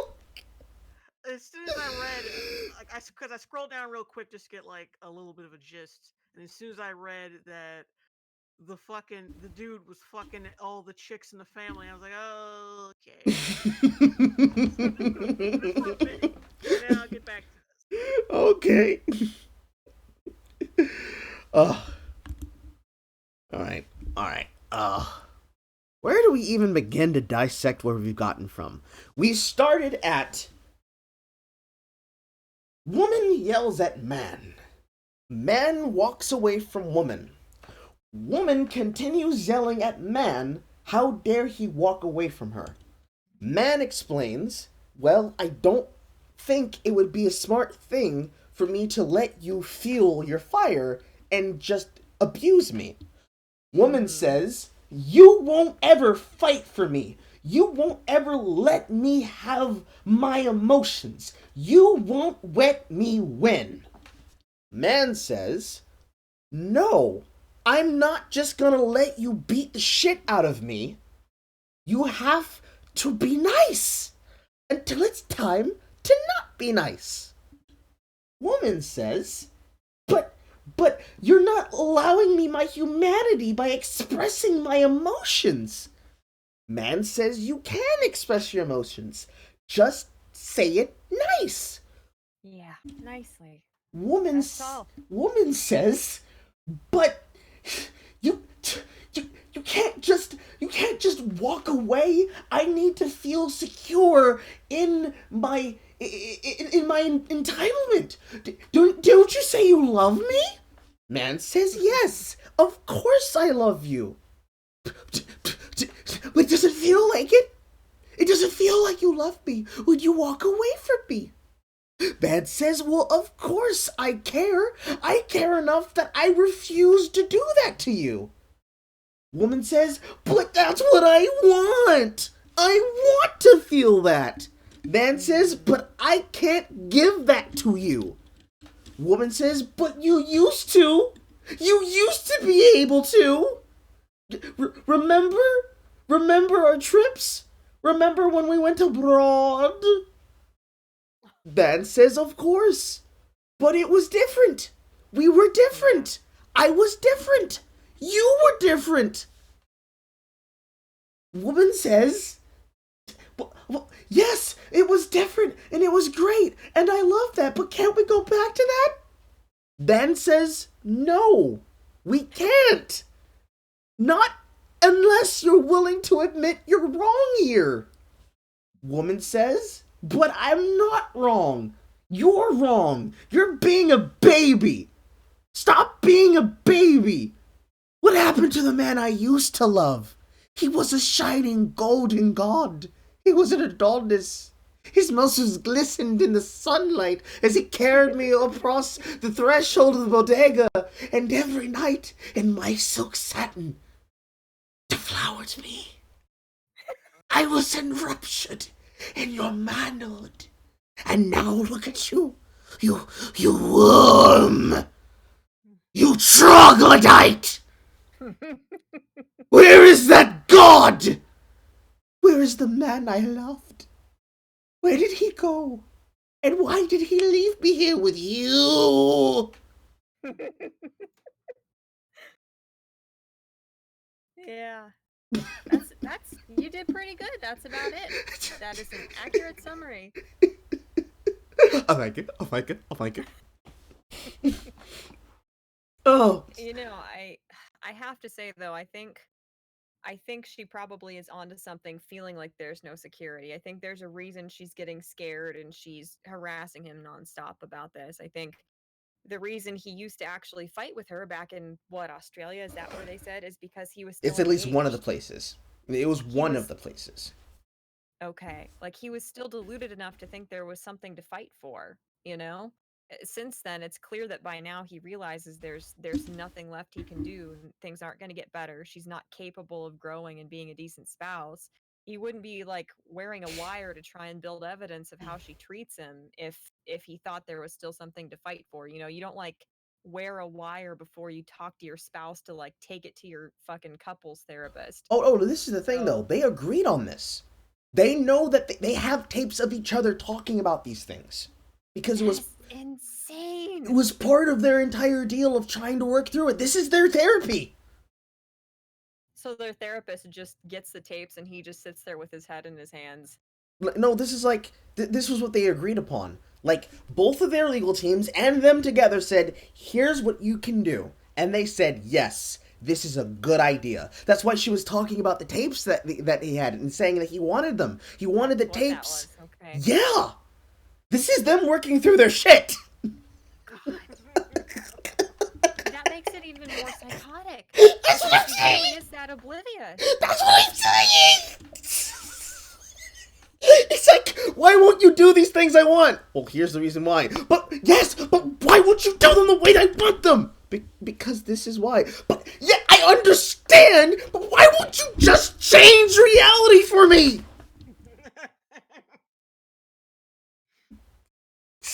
Makes me crazy. Oh my god. What do you mean? When you beat my head in, and you say you love me so, what do you mean? What you mean, bitch? Yeah, I mean, I think that she's getting scared because he won't fight anymore. There isn't anything to fight for anymore because she's psychotic and he's realizing this is not a phase. This is not like premature menopause or some shit. She's really like this, and no matter what we try to do, she can't change. She refuses to change. Like, this is all the better it gets. I think she's realizing, like, yeah, maybe there is a lack of security in our relationship. Because you destroyed this man. You ruined him. He sounds so fucking broken. He has probably the mental equivalent of like an exasperated and overloaded stimuli. Like his brain is so burnt from the emotion that he just can't produce the emotion anymore. Mm-hmm. Like maybe he used to be a lot more maybe he used to be able to even match her emotion. Or like not even like this emotion specifically, but like before she started really leaning in, like maybe he was able to match her or at least meet her there at like the crescendo of what was her outrage, because clearly this is her really in the shit. So maybe before she was just, testing him, pushing his buttons, and he was just responding with the correct stimuli. But now she's really pouring it on, and the self-fulfilling prophecy begins to fulfill itself. Mm-hmm. God, what was that lyric? Hold on, I gotta look this up. Here I am Googling fucking Eminem lyrics.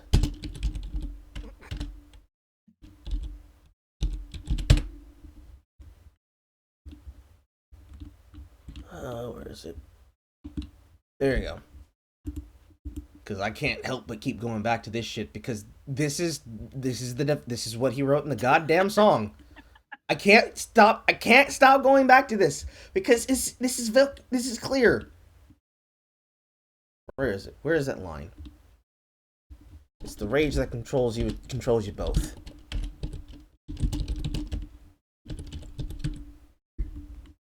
Here we go. It's the rage that took over. It controls you both. So they say you're best to go your separate ways. Guess that was... So they say it's best that you go your separate ways. Guess that they don't know you, because today, that was yesterday. Yesterday is over. It's a different day. Sounds like a broken lever playing over, but you promised her next time you show restraint, you don't get another chance. Life's no Nintendo game, but you lied again. Now you get to watch her leave out the window. Guess that's why they call it window pane. Except this is not he. It's not her. It's he. Right. This entire section is her. Actually, no. This entire verse is her. Have you ever loved someone so much you can barely breathe when you're with them? You meet them and neither one of you even knew what hit them. Got that warm fuzzy feeling that these chills used to get them. Now you're getting fucking sick of looking at them. Swore that you never hit them, never do nothing to hurt them. Now you in each other's face, spewing venom in your words when you spit them. You pull each other's hair, scratch, crawl, bet them, throw them around, pin them. Lost all the moments when you hit them. This is all her. Yeah, it is. It's autobiographical. Well, not autobiographical, but... The only difference here is that he's not participating anymore. Right. And it pisses her off. So she figures, maybe if I get more violent, he'll start doing it again. And it pushes him further away. And so she gets insecure, thinking, oh shit, he's gonna leave me. And she thinks maybe if I stop abusing him, it won't be so bad. But then she keeps abusing him. Because if she considers that she's wrong, this fucks up her worldview, as we discussed. Mm-hmm. And as I just, demonstrated with the insanity of this conversation. The fact that this is them trying to go through their process, and she's being told the answers of why he feels the way he feels and what would be the beginning point. Not even specifically the answer, but where to start to arrive at the answer. She can't do it! She can't even consider saying it nicely. Yeah. She can't even consider finding any other way to express herself. Even as she demonstrates and says she understands that there are other ways to express herself. I can say it, I can write it, I can whisper it, I can do all these things, but I can't stop myself. So he's supposed to. Because your girlfriends clearly aren't helping you. If she even has friends. And like real friends, not frenemies. Because one of her girlfriends should have probably said, bitch, you crazy. Yeah. Like, girl, I love you, but you fucking insane. Because if Johnny is willing to go to his bodyguards and befriend them, To the point that he's willing to stay over at their place? Clearly, that means he's gone to a lot of people about these problems. Yeah. So who is it she's talking to? Herself? Her legal team? Her parents? Co-stars? Oh, fuck me. What if she said this shit to her co-stars on Aquaman?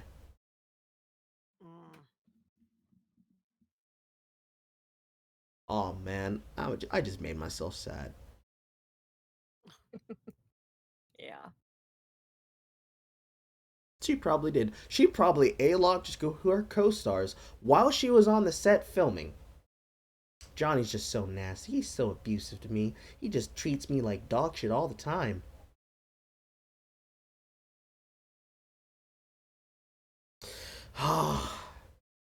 Yeah. Not a single fucking reporter tried to even check this information until it was after the fact.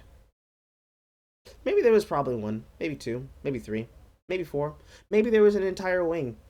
Maybe there was someone like me or someone like our friend Average who documented every single piece and part and parcel, wrote it all down and brought it to their executive chief editor and said, here, you don't even have to publish it as a story. Just write it as an op-ed.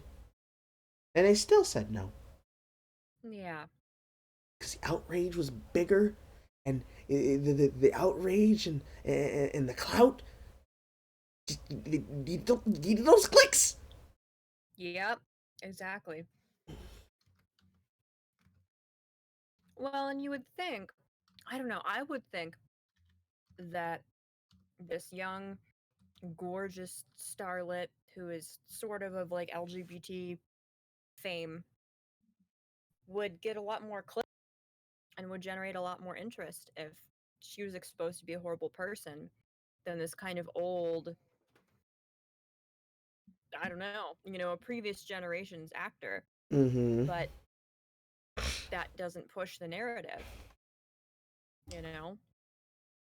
The problem is that the narrative itself is a cottage industry now. If you attach yourself to the brand of Me Too, and it's weird because it hasn't even been that long since that shit was introduced. How long has it been? A year and a half? I can't even remember. Longer than that. I feel like it's been like at least 2 solid years, maybe 3, maybe 4, but like the actual victimization, like the thing that it started from, a legitimate understanding of, yes, victims exist, and even the ones who don't even look like Amber Heard are victims too. The victimization of Me Too and hashtag believe all victims does not even begin to compare to the commodification and the cottage industry of weaponizing your brand with Me Too. Because I can remember more cases and hoaxes, like, say, the Duke Lacrosse team, that was cited as an example of the rampant misogyny happening on college campuses around the globe and whatnot. Cases like that, where the example of hoaxes are more well known than the facts of things. Or like cases like the Mattress Girl, for example. Someone who quite literally was a performance artist, or is a performance artist. I'm not sure which one she chooses to claim herself as now, but her entire thing, recreating her assault. I'm sorry, that's just weird. That's just me. Cause like that whole thing is like, you created porn to express how something that now has been proven didn't happen to you happened to you. Yeah. You just let that one percolate in your brain for a second. Like, not even like the situation or the girl. Just like, I'm gonna lie about something that happened to me. But to validate my victimhood, I'm gonna create some porn depicting this vile act that I can't even describe. Right. Utterly bizarre. How bizarre. How bizarre.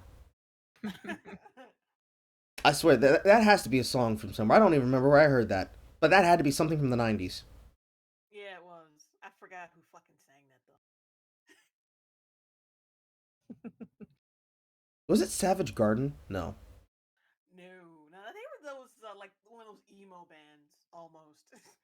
I was thinking about their feelings. I know it's not Sixpence None the Richer. No. Well, I think it's called How Bizarre. Look that up. Look How Bizarre 90 songs on YouTube. I think something should come up.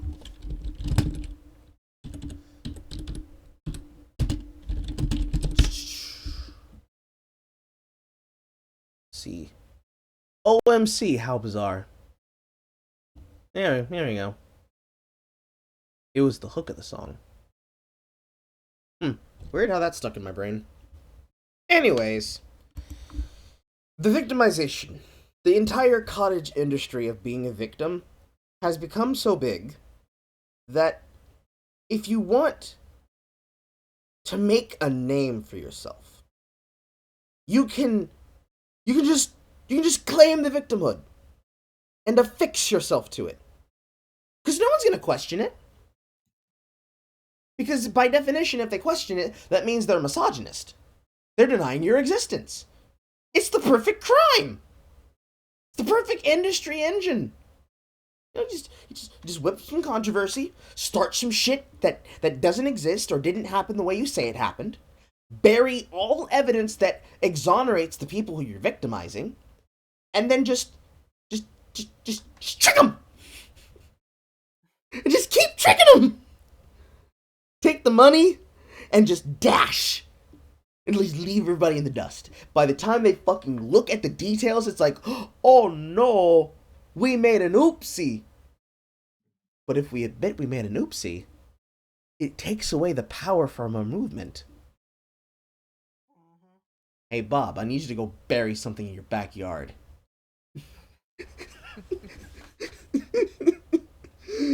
Oh. Yeah. And the fun part is that it's not even like it's a case of, well, there's clearly people in the industry who will recognize this. Oh yeah, people recognize it. People see the cognitive, and there are people like us here, people in the chat even who see it, people who are probably listening to it on Twitter who see it, people who will probably watch this in the future and who will see it, who will be like, you know what? You want some shit, Carl. I believe that. But how do I even begin to go about it? How do I figure out the cognitive dissonance when I see it? Well, it's a bit like Trump derangement syndrome when you get down to it. The people who are denying it most often are probably the people who have realized it themselves. Right. Like, shit don't exist in a vacuum. You have to notice it. It's like fridge logic. You're sitting there, you're thinking about something that you just watched on television. You know, it doesn't make quite enough sense to you when you were watching the plot of the movie. Something that you thought was like a plot hole or was an inconsistency. But then you think about it and you're like, oh, that's what they meant. Like, we were talking about this earlier, about Twin Peaks, right? And I was explaining to you the logic of how David Lynch created the entire philosophy of the show to be a point of expressing his idea of what soap operas and drama and content and using it to create a universe itself to talk about a concept would do. It's the same idea that Albert Maltz had when he wrote his entire scathing article of what we will ask of new writers. It's the same idea, but in this case, instead of saying, what are you going to ask of an audience? Or what are you going to ask of a writer writing fiction? It's what are you going to ask of reporters and of the general public when discussing concepts like victimhood. And not just victimhood, but who can be abusers. And create an environment of victimization to fulfill a higher meaning purpose. This is that purpose being realized in real time.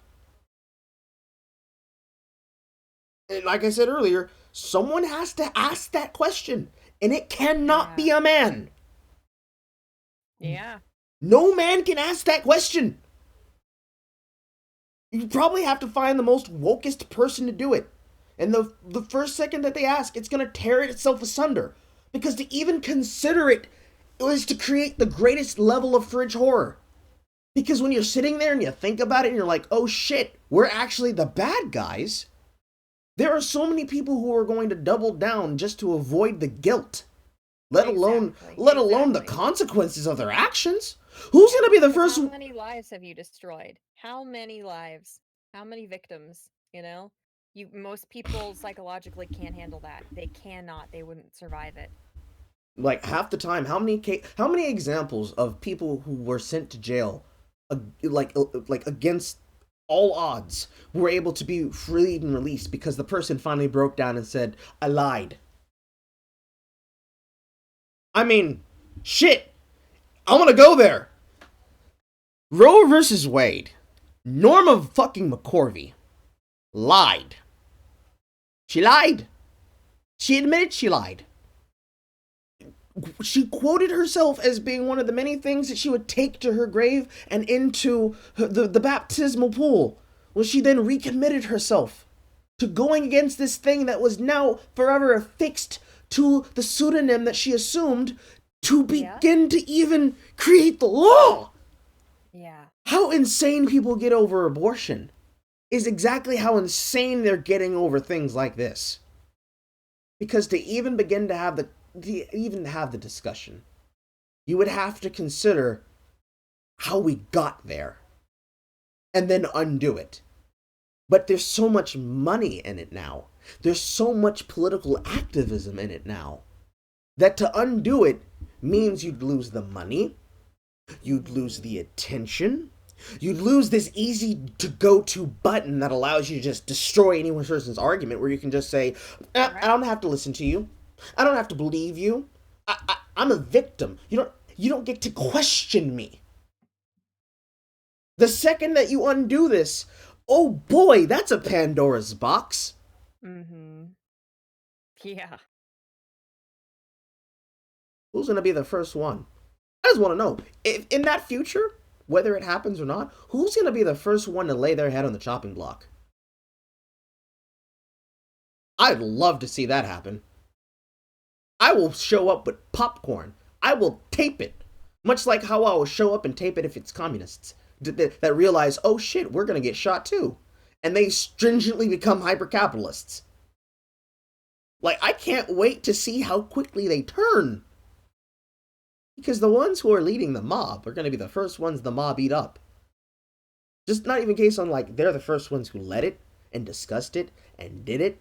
It's going to be a case of they go to the industry heads, right? Let's say all of Hollywood right now, overnight.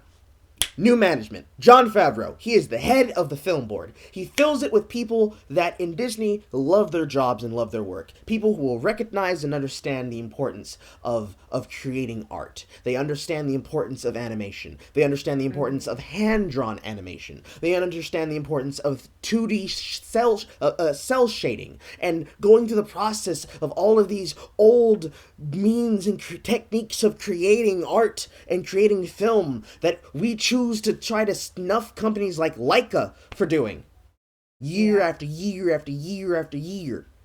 And someone on the board says, man, this is great. Why weren't we doing this all the time? And they look over to the omniglot that is Disney and taking all of their old classics, for example, and making them to these cynical, woke, updated reboots. Where the first thing that they do on a platform like, not Freeform, because that was the account they were posting it from, on Instagram, will write this post about, well, if you don't like the fact that we're doing this, it must say some really deep meaning racist things about you.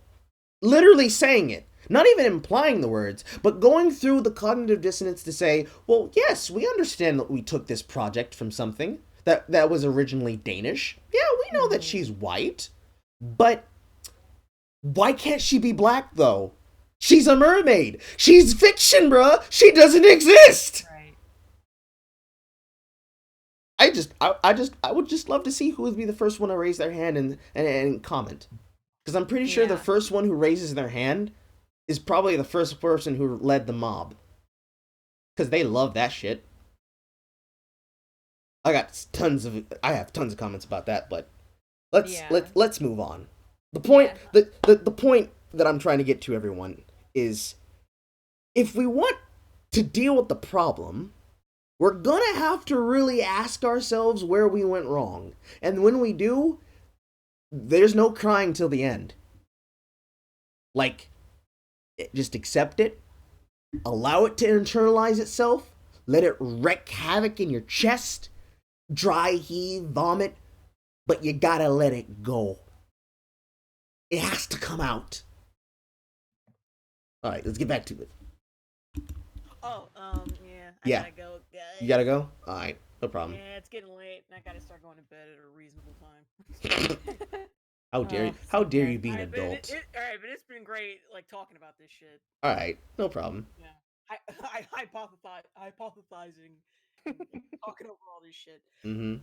It's been a blast. Thank you guys for having me. Yeah, nice talking to ya. No problem. It's been great talking to you guys too. Mm-hmm. Because I've been like, I've never heard what your voice sounds like. What, Until me? now.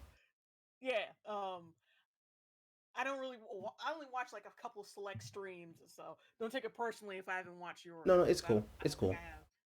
Yeah. Well, yeah. Good night, guys. No problem. See ya. Mm-hmm. Yeah, I had fun.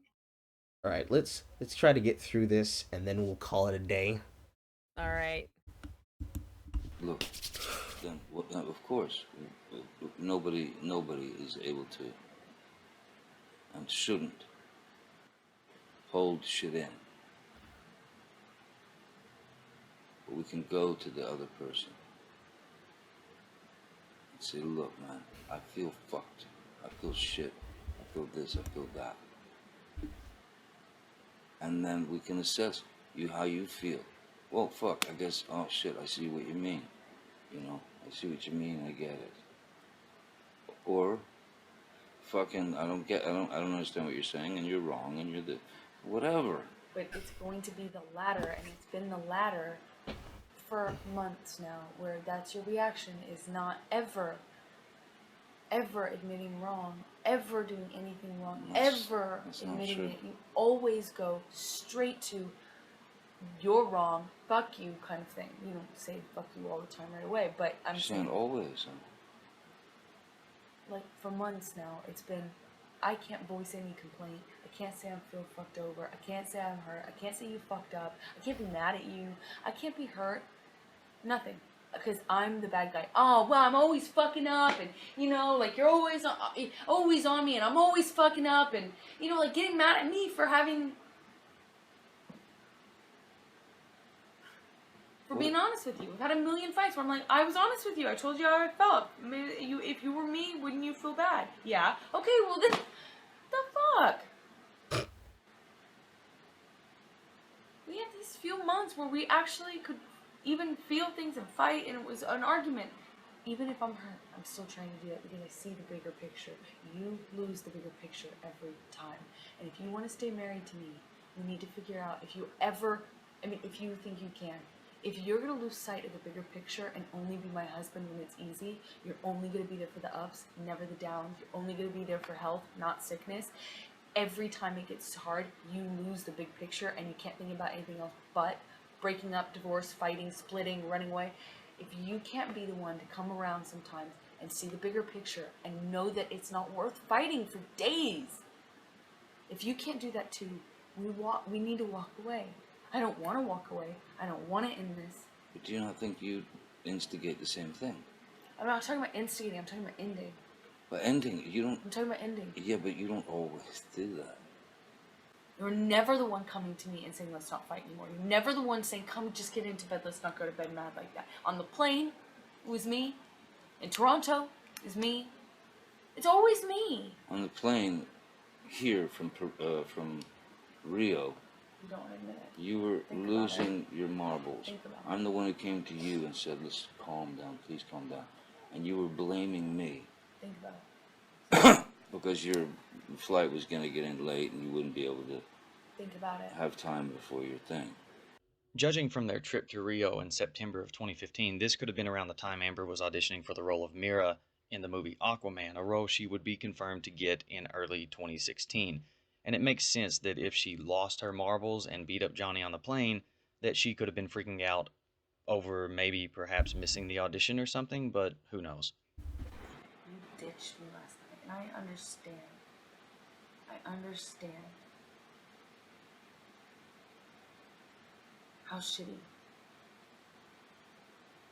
that girl. And I understand my part in it. I feel like she's acting when she speaks like that. It's got to be done with your mind and your heart. What do we do different if I have a problem? You need to tell me how to tell you different if I'm hurting you. You need to let me be able to be mad. Sometimes you're gonna make me mad. I'm a human. I cannot live where it's like. Well, then it's the same thing goes for me. Then you're gonna have to allow me to get mad. Yes, exactly. Okay, but I get mad and then you start fucking yelling. I don't have to start yelling. I don't. Yelling once it gets fucking heightened. I've gotten a lot better about that. It's just only I only start yelling when it's fucking hour 11 and we're really in it. Okay. Yeah, you haven't gotten better about that. Otherwise, we wouldn't have had 3 physical fights in the last month and a half, 2 months. I'm talking about the yelling. Let's both pay attention to how we talk to each other. To respect each other. You know, we're not gonna do that all the time. Sometimes we're gonna be shitty or whatever. Of course not. But we make a promise to each other about the rings and the divorce. No rings, no divorce. We promise each other. Please, I want so bad to feel like the marriage I promise you. worked so hard to make happen is like meaningful. Wait. The marriage I worked so hard to make happen? Okay, carry on. Don't talk about Myself. Yes, but I want to make. I have those 4 years, no matter what. But I fought for that wedding, and we had that wedding, beautiful wedding. For what? If we don't. I had that beautiful. Shit. I had that beautiful wedding. I strode you so hard and fucked your brains out for that wedding. Yeah. Oh my god. That is insane. She explains everything right there. She's the one who wanted the wedding. And what was it for? What do you mean, what was it for? Good publicity? You being relevant? Fucking alimony? We all know what you did it for. We all know why you pressured him into a wedding he clearly wasn't interested in. I'm not even just interested. Maybe not. Maybe if he had had more time and she had been more proper and prim about it, he could have come around to it. But very clearly, the danger bells were going off in his head. Mm-hmm. Oh God! And imagine if this was all precedented because she would have lost her shit if she hadn't gotten the role. That makes me think. That sends me for a loop. There's some. Yeah. It did mean something, and it does mean something. And she's very clearly in the waterworks. Married to you to fucking. Yeah. Just fucking, 17 more fights and it's fucking over with. We got married. I knew the fucking fights weren't gonna stop, but I thought maybe it would curb them. Idiot. That was a mistake, you dumbass! Yeah. When the security back. I freak out. A lot. I freak out. And cannot make normal decisions, calm decisions, or ones from the heart where I'm thinking of you more than me when I feel like you're splitting on me all the time. Honesty! Feels good, don't it? Yeah. Oh my god. But it's amazing. It's amazing. Anytime she admits anything, the littlest thing, anytime she admits the most minute error on her part or flaw on her part, she goes into this really contrived, really like soap opera-esque voice. Like she slides into this bad character. She slides into it so easy, too. Yeah. Even me as a vocal artist, it takes me a while to get into something if I'm, like, doing it dry. Like, of course, Yeah. you've always got that. You've got that head voice you can always slide into. Just mosey on over into it. It's easy. Anyone can. And everyone has something like a tool that does that like this. But for her, this shit is a fucking toggle. Why is she not in a soap opera? She would probably excel at it. Put this bitch in Dallas. Yeah. Yeah. Put her in Nashville. Shit. Put her in something. Don't just put her in movies. She'd probably enjoy it more. Yeah. When the marriage is on the rock. I make the same mistake about throwing our marriage around. I won't do it again. I'm not gonna do it again. Okay? Please. You're going to bet No, on how I many promise. seconds, if not minutes, But- till she throws their marriage around again? I Like will. 5, Hold on. maybe? I'm gonna get a coin.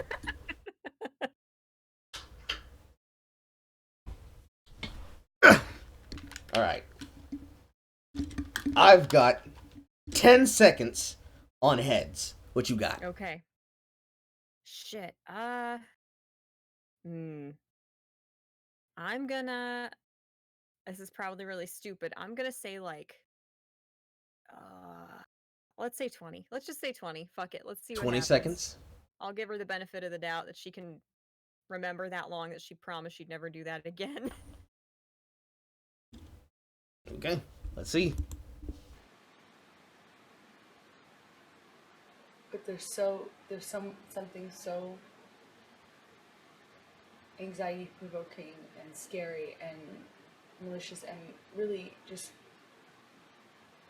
turns everything over when you split all the time. Please, if you really don't want to fight and you're not just trying to hurt me, which sometimes it is that, if you really love me and you do care about this, please find a good way to do it, one that's respectful. What is that flicking sound? Are they smoking while they're doing this? I need to know that we will They be must able be. to talk about it, because the problem I have is when we don't communicate, it comes into me, builds up in me, and becomes cancer in me. That's a strong choice of words. Yeah. Probably like that cancer stick you suck it on. I didn't fuck around. But no, seriously. Ooh, that is a strong choice of words, Amber. It's also an apt choice of words, because that's exactly what it is. Yeah. When you let your emotions control you, ladies, you can find yourself doing some crazy shit. Yeah. And that's not a woman thing. That's a human thing. Yeah. Yeah, that's a fucking everybody thing. But worse every single day. Not better, worse. Until we spoke about it. Until Whitney's birthday and we talked about it. Then it was okay, but I don't want to resent you. I don't want to resent you. I don't want to not trust. You know how many times I've chased you out of the elevator in the hall? Stop doing that. I'm not nitpicking. I don't mean to be focusing on something, but if it's a major thing to me, and it is a major... If things get physical, we have to separate. No, We have to be apart from one another. Whether it's for fucking an hour or 10 hours or fucking a day. We must. There can be no physical violence. I can't promise you that I'll be perfect. I can't promise you I won't get physical. God, I fucking sometimes get so mad I lose it. Oh my god. You can't promise you won't get physical again because you get so mad you lose it. All right? I can't promise you I'm gonna do everything to change. You didn't even come home. I feel like I have nothing to cling on to. There's a semblance of marriage or commitment or stability. I mean, if I can just get up and walk away and spend the night somewhere else. You obviously can. Yeah, but believe it's done if I do that. That's it's not marriage. We talked about it. You know why I left. I do know why you left. There's a button there. I'm saying now that I won't do the same thing. I mean, that will not do that. I will not fucking leave until some rational decision is made. If it's the end, it's the end. If it's the fucking, if we can keep going, we'll keep going. But yeah, promise. I promise you. I promise you. I hope you can trust me. I don't want any loopholes. It's okay to leave. It's acceptable to do this, or it's acceptable to say this about like splitting or breaking up or leaving. We should fall asleep together every night. Ideally, never mad. I'd love to say Of course. we could promise that, but I don't know if it's possible. I'd love to strive for it. Yeah, you weren't ready for that last night, for sure. No, I fucked up last night. I'm really sorry. It's affecting not just me, it's affecting our marriage. I fucked up last night. I'm really sorry. How robotic. Yeah. How emotionless. It's fascinating, really. Boy, oh boy. And yes, you can strive to try to have a perfect relationship. Anyone can try to do that. All you can do is try. But what you're asking for, Amber, is a fucking fantasy that lives inside your head. Tay Diggs would be singing about you in Rent right now. Yeah, she's asking for a perfect relationship when she's the reason all the conflict is arising, or at least a huge. And it's interesting how she just constantly pushes these dichotomies. It's always him laying down a very, very normal, reasonable boundary, like there can't be any more physical fights. And her response is, I can't promise I'll be perfect. It's amazing. It's just amazing. It's so manipulative, and it's I don't know.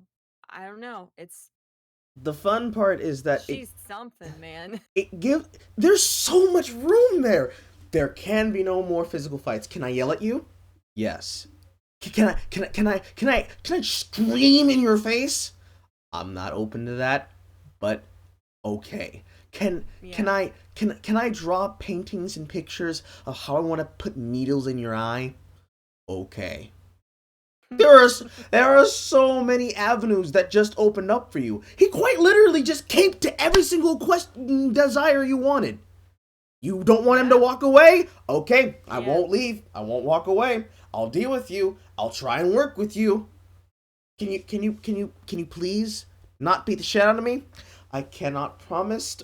I will not confirm or deny. Yeah. She can't promise that she'll be perfect. It's oh my god. This is amazing. I just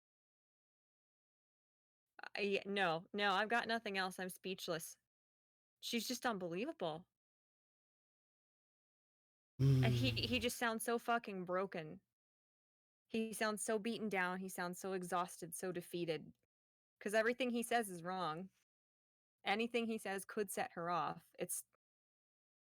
God, it's sickening, isn't it? I'm not quite sure if this is a gateway to simping, but there is many correlations here. And it's mainly the defeat. That's the main part that I want to point out. It's the defeat. Mm-hmm. It's the acceptance that you're gonna lose, so you just give in. Hopefully he's been working on this. Maybe he assumed a warrior spirit after he realized, you know what? You really on that shit. And I really want to be able to go over this another time. Mm-hmm. But I feel like we're getting to the point where we should just... I think this is a very open and shut case here, ladies and gentlemen. Yeah. So, I think we're gonna stop it there. I ain't got no more in me. No, it's just sickening. It's fascinating, but sickening. Like, we gotta put him in a laboratory. Like, consent forms, everything, sign it away, and just make a reality television show of people going through this shit. Because I wish they had done this for Lindsay Lohan. Because whatever the fuck she did between, like, after her stint, or whatever the hell she was doing for anger management, like not the actual anger management, but like when she went on the television show Anger Management. Yeah. So when she got the Lindsay Lohan beach club show thing that she did on whatever channel it was on, I think it was on Bravo or We or E. I don't fucking know. I can't be sure anymore. It just blends together. But whatever she was doing between there and there, whatever she did to do that, put Amber Heard on that shit. Yes. Because that shit worked wonders. No, I'm not saying that Lindsay Lohan's all that good, because Lolo's got some problems. Probably as much as Amanda Bynes has some problems. But my point is, she mellowed. Yes. Heard needs to mellow. That, or we need to just create this perfect man that she wants. One that will be soft and hard and wet and also gentle. Yet also rough. And not chafe in the evening. You said that, and I just pictured a punching bag with a dildo glued on it. That's what basically she wants. She wants a masturbatory aid for her boyfriend. Anything less, she will be enraged with. Truly. Mm-hmm. Quiver Jr., thank you. Thank you for the follow. Is that even how you say no? That is not how you say it. It's Quavius Jr. Quavius Jr., welcome to the Fried Chicanery. Enjoy your stay, my friend. But, man, ooh, wow. So many things we can talk about. I hope you'll be able to join me next time if you have the chance to. Because, man, there's so much. This is just part of one video. We haven't even gotten to the rest of the details here, ladies and gentlemen. Yeah, oh my god, it's mind-boggling. It's really, I mean, it's fun. I enjoy talking about it, but it's just disgusting to listen to, you know? Just the shameless, entitled manipulation. It's amazing. And once again, ladies and gentlemen, because I know there's going to be some people, someone's going to find a way to try to take it out of context. We're not mocking and joking and laughing about it because we don't take it serious. It's the only way to not want to game end ourselves. Exactly. If we didn't have the mystery and power of comedy, which he can heal almost all wounds, if not at least let them scab over, bro, I wouldn't want to live in that world. That's all I'm saying. Yeah. So, with all that said and done, ladies and gentlemen, the time is now 1:17 a.m. EST. I'm going to thank both JLongbone for showing up, and also Michelle Chat-Mort for showing up. Thank you for having me. This has been a lot of fun. I'm glad you have fun, because I had fun. Good. Anything else you want to say to the folks? Shit, I don't know. You can subscribe to me here on YouTube also, if you want. And I hope you have a nice day. How's that? That's pretty good. That's pretty good. And as always, guys, you can be able to follow me at Mr. Random or here, Single Player Carl on YouTube. It's been a time, folks. And we'll see you next time when the laughs and the loves, when we're having ourselves a TopKek. Good night, everybody.